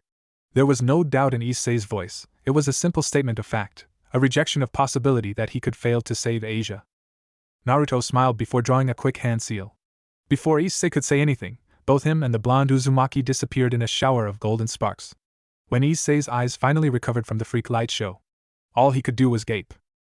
In front of him was the church he had told Naruto about. If the all-knowing smile on Naruto's face was anything to go by, he had already scouted the place out. The other thing that Issei noticed was the sudden feeling of danger, great danger, that emanated from the church. This wasn't the danger he had felt when he faced Ryanair, or even Danasik. This was greater, magnitudes greater. And he was sure he was not capable of dealing with it. He gulped, and looked over to the blonde, who was now humming a tune while carrying a shit-eating grin on his face. Still want me to take care of the small fry, Issei? The church was quite beautiful, if something was to be said about it. A large hall, leading to a chiseled marble altar, backed by a fresco made by a masterful glassworker. Beautiful it was, but dilapidated in equal measure. The carpets, once red and vibrant, were mere rotted stains the color of spilt wine on the ground. The benches, once hewn out of the most beautiful redwoods, were nothing more than breeding grounds for the multiple infestations that now called the church home. The dichotomy was ironic and sad in equal measure. So was the fact that a church, the bastion for the holy, now served as a hiding spot for the fallen, the lesser evil, but unworthy of the light just as well. A faction that was comprised solely of the scum of angel kind, abandoned by heaven itself. Oh, how similar they were to this abandoned church. Irony at its finest. How many of them are here? Issei asked. Naruto took a second to break out of his reverie, and chose to face his companion. There are 4 fallen, and over a dozen exorcists. You don't need to worry about them. Ryanair is in the sanctuary behind the main hall. He pointed towards the rather ominous-looking door leading downstairs. Issei locked eyes with him once again. What happened to the ominous presence we felt outside? Naruto chuckled. Raziel's aura had diminished the moment he flared his own. She knew he was here. And she was content with that knowledge. She didn't wish to confront him while he was in the presence of someone so far below her stature. She might have fallen, but she was still an angel. And for an angel, pride always came first and foremost. Oh, she'll be here soon enough. As for the others, Naruto quickly drew a one-handed seal, making 15 clones pop into existence, and completely stunning Issei. They are none of your concern. You have a job to do, a princess to save. Issei held Naruto's gaze for a scant second before realizing that there was no other way to tackle this. He didn't know Naruto's power. He had no way of knowing that he was currently in a room with what could only be considered the strongest devil in history. But the benign smile on Naruto's face told him what mere words could not. He would survive, there were no two ways about it. He rushed towards the sanctuary. If Naruto's resolve was great enough to fight the owner of that oppressive aura, he couldn't afford to be afraid of Ryanair. It is uncanny how people you think you know can still surprise you, Naruto muttered, watching Issei's retreating back. That goes for you too, by the way. Never thought you'd fall, Raziel-chan. As he turned to face the sudden, suffocating aura that had suddenly manifested behind him, an aura that didn't so much as elicit a twitch from him, he was faced with a creature that could only be defined through the tag of divinity. Her face was thin, almost elfin, with those high cheekbones and those perfect eyelashes of hers, like a barrier guarding her bright green eyes from the world. Her blonde hair was cut short, reaching only down to her shoulders, but it only served to bring out the beauty of her elfin features. She was dressed in black rags, possibly the only thing she could find in her short tenure as one of the fallen, but it didn't remove from her body at all. She wasn't buxom, by any definition of the word. She didn't quite have the same assets as someone like Rias, but was still firm enough to leave something to the mind. Her body curved at all the right angles. But then again, what less could be expected from the echelons of heaven, when even the least impressive of their kind looked like fucking supermodels? The final stroke to the painting were her wings. Once, they were pure white, all 12 of them, denoting her status as an archangel, the greatest of the great. If Naruto wasn't the man he was, he'd have buckled to the feeling of supremacy she exuded. It almost felt as if her mere presence demanded obedience. Her aura was telling his body to kneel, to cower before her, in all her beauty and power. But he was Naruto Uzumaki. And Naruto Uzumaki knelt to no man. A wave of killing intent surged from his body, blowing away the benches that surrounded him. The earth cracked, and Raziel's floating visage was brought down to the ground, all 12 wings drooped, touching the ground. She released more power to even out, but the perfect image she presented was broken. The concentrated expression of effort on her face barely showed, but it told Naruto enough that Raziel would not be the one marking the terms of this argument. Some of us fall due to forbidden love, some of us fall for lust of power, Raziel spoke in a voice which was close to a breeze than something a mouth could produce, her glare boring imaginary holes into Naruto's own cerulean orbs. Well, the reason I fell is standing right here in front of me, Abaddon. If Naruto was surprised, he didn't show it. I go by Naruto Uzumaki these days, he corrected, a sick grin appearing on his face. And you claim you fell for me? Then how come you're here, in a holy shack ready to fight me? Did you fall because you wanted revenge for all your brethren I killed? In that case, wouldn't Arya be your target of choice? His grin grew larger. Or did little old me impress you so much that you couldn't stop thinking about the hanky-panky? Raziel shook her head. The scowl on her face was the only response he got to his last comment, considering she decided to completely disregard it as it came. I have no desire for vengeance. I fell because of you. Because of what you represent. This time, Naruto was quite confused. Sensing the change in his oppressive chakra, Raziel sighed. Your power, it feels like nothing I have ever experienced before. You are a mere devil from a lower house, yet you could hold your own against the best of us. As the Archangel of Mysteries, it is my right to know what you are, who you are, she answered, pointing at him, incriminatingly. You do not fit in the nexus of this world, and the only way I will get my answers is through you. Naruto shook his head in disbelief. Wait, so you're saying, you fell because you wanted to know me better? I might not know much about the laws of the light, but doesn't that seem a bit too stringent? After all, knowing thy enemy is one of the very cornerstones of wartime strategy? To this, Raziel responded with a muted chuckle, even as her face remained stoic through it all. And you believe that to be an easy task? She asked. The entire library of the high heavens I perused. The ancient scrolls of human lords I scrolled. The entire omnibus of this planet's history I scoured. Works written by Father himself in his own divine blood, I dissected for a hint of a link. And yet I could not find a single recorded instance of the powers you use.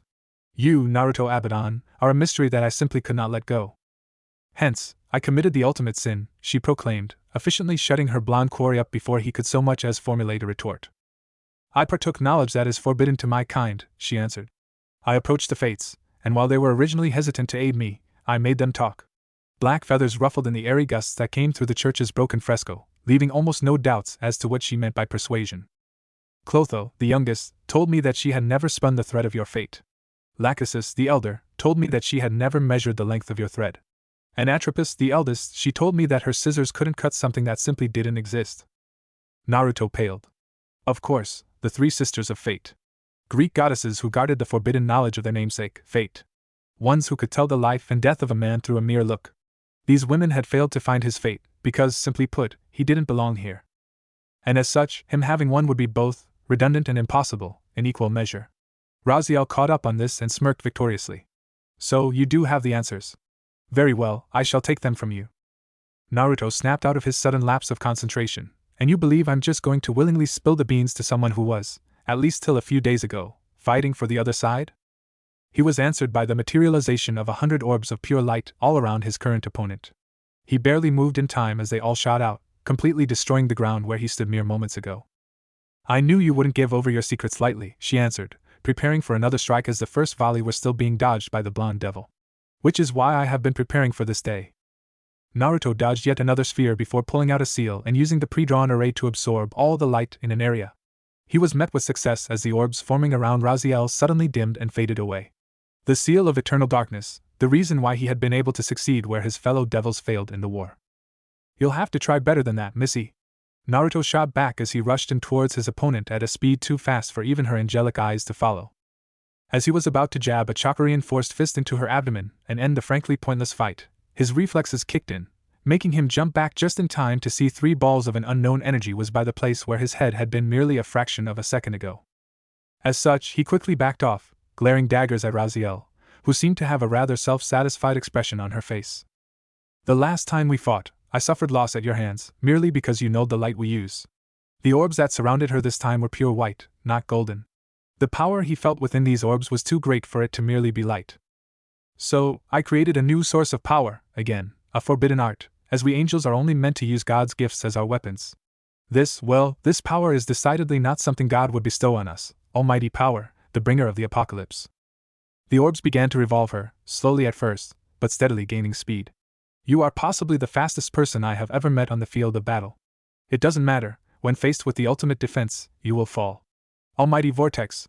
She yelled as the hundreds of orbs created a defensive, rotating sphere surrounding her. Naruto had to give her props, the plan was well thought out. Too bad, it wouldn't stand for much. Now fall! Heaven's Gate! She shouted, as she shot towards Naruto at a mind-boggling speed, her orbs destroying anything they touched. Naruto took the chance to dodge, setting up a seal on the ground, his own modified, area-based version of the Hiraishin. As the seal spread outwards, he used it to dodge Raziel's attack yet again, disappearing in a shower of sparks. You can't hit me if you can't catch me, he taunted, dodging yet another charge. Raziel stopped, realizing that Naruto could definitely dodge her attacks till Kingdom Come. She rose off the ground on her 12 outstretched wings, her vortex shrinking closer to her body. Did you really think my attack was merely defensive? Even I'm not stupid enough to believe that I could beat you in a war of attrition.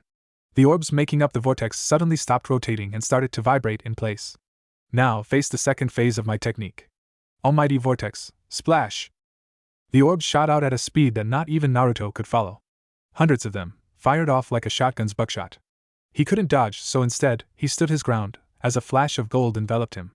The orbs impacted, causing explosions wherever they hit. The effect was immediate as the entire church hall collapsed around her. Raziel allowed herself a small smile, knowing beyond doubt that her quarry would no longer be able to fight back. As the dust settled, though, the smile instantly turned sour. As her opponent came into view, that sour expression turned into one of abject terror. Defending Naruto was a shield of pure gold, a metal that, by all rights, would have melted like butter under the force of her attack. But seldom were such weapons ever what they appeared to be, for the only weapons of gold that ever survived the test of time were those forged by the gods themselves.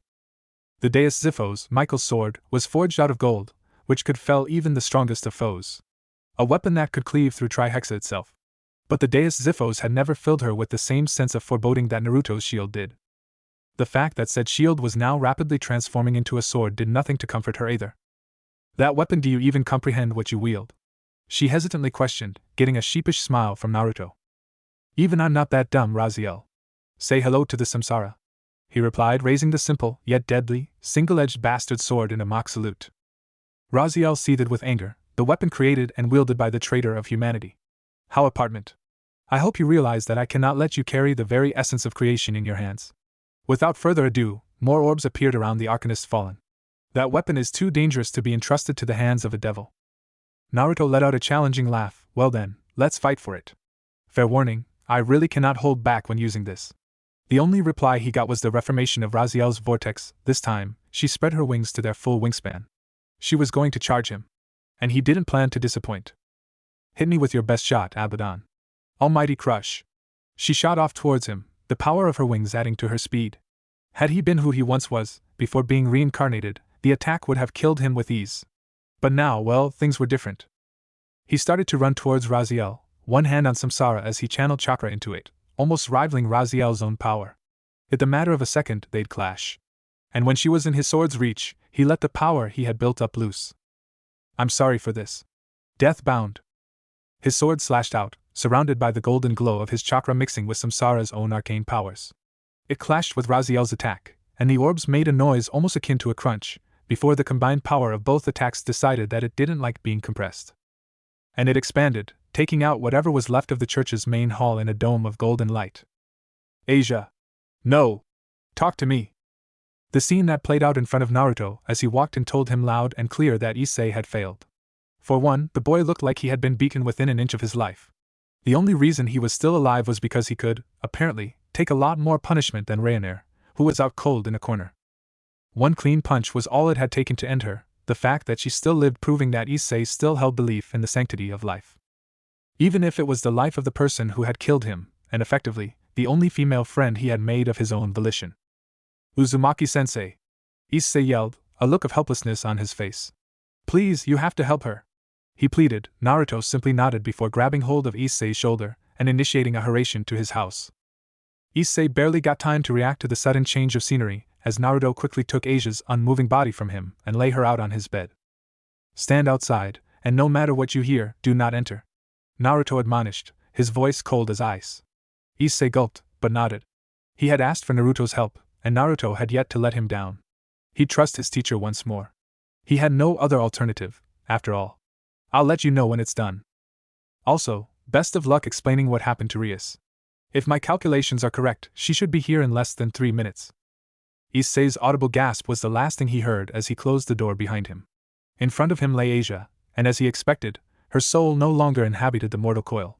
Well, he could definitely take care of that. A ripple spread outwards in his eyes as his usual pools of cerulean were replaced by the rippling, patterned violet red of the Rinna Sharingan.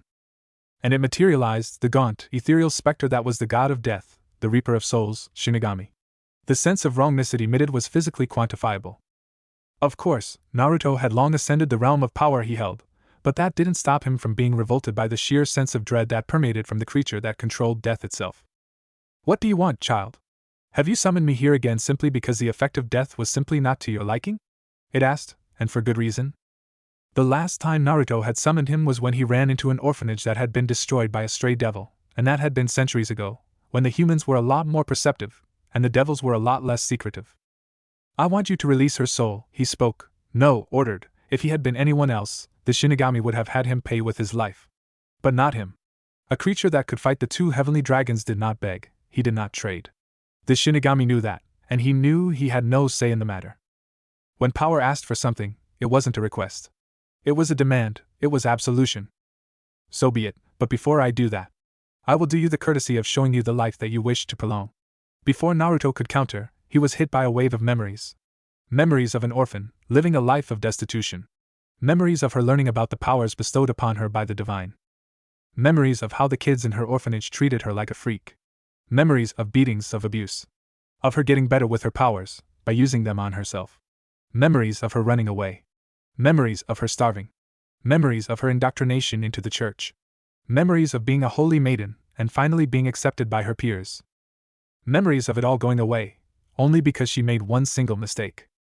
Red chakra slowly started to emerge from Naruto, the red tint in his eyes growing more predominant. It was his life, all over again. Except, her power, her personality, unlike his, had been so mellow, so lovable, so just. And yet humans demarcated against her. And for what? The laws of the light were unbending, stern. But to him, they were bullshit. He always hated the Holy Church, the Crusades had seen to that. But this, well, this was borderline personal. Like light through a crack, Naruto felt Asia's plight reaching out to his old conscience, beckoning it free from the facades he had built up around it. And surprisingly, it answered. It gave Naruto purpose. He had a job to do. "You just gave me more of a reason to have her back," he stated, his voice low, barely restraining the very limits of his anger. The Shinigami, reading the mood, decided to comply without further questioning. As Asia's soul began to slowly flow back into her live frame, her eyes opened, only to be greeted by the tearful eyes of the person who she could only assume to be one of her saviors. "Ah, hello, thank you for taking care of me," Asia slowly whispered, deliriously sliding in and out of consciousness. This alarmed Naruto. This wasn't supposed to happen. The Shinigami's healing was absolute, and her body was otherwise unhurt. He turned to fix the specter hanging behind him with a severe, accusing glare, but all the personification of death did was shake his head. "I could return her soul, but as is the case with all sacred gear holders, her sacred gear is as much a part of her as her soul. Without it, she simply cannot survive." Asia caught on to that, and surprisingly, was not affected in the slightest by the Shinigami's oppressive presence. So I'm going to die?" she asked, nonplussed, her voice unable to rise above a whisper. "That's such a shame. Issei promised me that he would show me Ko, that he'd make me meet his friends, that he'd be my friend," she spoke, her cheery tones slowly dropping. "Can I see him, one last time, mister? I'd like to see his smile once before I die. My only friend." "No, I cannot allow that." Her eyes widened a bit, but then a serene smile spread on her face. Guess that'll just be another regret I'll be taking to the grave." Naruto grabbed her hand and shook his head. "No, you won't die. You'll see Issei daily. You'll meet his friends. You'll go to school, you'll have so many friends that you won't be able to count them all. I promise." Shocked, Asia looked at him with hopeful eyes. She tried to shift in her bed, but her body wouldn't allow her. "You'd do that for me?" she asked, "but I don't even know your name." Naruto chuckled. "My name is Naruto. We can save our introductions for later, once you're back on your feet. And for what I'm going to do, I need you to trust me. Do you think you can do that?" Asia nodded, the strain from talking so much denying her the ability to voice her words. Having gotten confirmation, Naruto drew some sorrow from within his soul. The Shinigami saw this, and for once, a look of surprise passed his grotesque, inhuman features. "You'd do so much to save a life as torturous as her? You'd go so far as to use creation itself to prolong her torment?" Naruto shook his head. "No, she won't know the hate she has lived through her whole life for another day hence. I, Naruto Abaddon, will make sure that no matter what may befall her, she will be safe. I swear on my name, I will not let that smile die again. Spin, Samsara. Kartava calls to you. Issei." Naruto had to suppress a chuckle. The teen outside had passed out due to his injuries and fatigue. He barely even responded to his name, though the combined healing of the newly restored Twilight Healing and the Shosen Jutsu quickly saw to that. Rid of his injuries, the brown-haired teen quickly shot out of his chair, only to be greeted by Asia tackle hugging him into the ground. Why you came for me? The diminutive teen spoke into his chest, her tears slowly seeping into the shredded rags that were once his jacket and shirt. Unable to form a cohesive sentence, the boy simply held Asia closer, his teary eyes meeting Naruto's benign pools of blue. Thank you? Naruto simply nodded. To cut the tearful reunion short, in a second, the room was filled with 2 peerages worth of devils, each with a surprised look on their faces. Alerted to their sudden presence, Issei looked around, immediately paling when his eyes landed on Ria's buxom figure, and then, on the stern expression on Sona's face. Might I ask you, Issei, why you disobeyed a direct order from me and charged into angel territory? She asked, getting over her initial surprise. More so, what are you doing in Uzumaki-sensei's house? Deciding that this was a good time as any to put Issei out of his misery and save whatever was left of his cover, Naruto spoke up. I think I should be asking you that question. How did you all just appear in my house? First, Issei shows up, beaten to death, clutching little Asia in his arms, comatose. Then all of you just teleport to my house. I thought my powers were weird, but you guys take the cake. The effect was immediate. Every single person in that room save for Issei paled. But none realized the implications of what they had just done as well as Rias and Sona. Naruto had no threatening presence, he didn't radiate the feel of a sacred gear. He didn't feel like a member of any of the 3 occult factions. He could heal, sure, but there were hundreds of human-developed healing arts that utilized ki, the power of the soul. It was then that realization hit them. In their haste to act, they had made a grave error. They had just revealed the existence of the occult to a mere bystander. Oh fuck. Rias commented, and if she wasn't as prideful and stoic as she was, Naruto could have sworn Sona would have said the same. What if Naruto Super Devil Highschool DxD? And thanks for watching my video till the end. If you enjoyed this content, then do consider subscribing to my channel, and leave a like if you guys need the next part, comment down, and thanks for watching the video, and see you guys in the next video.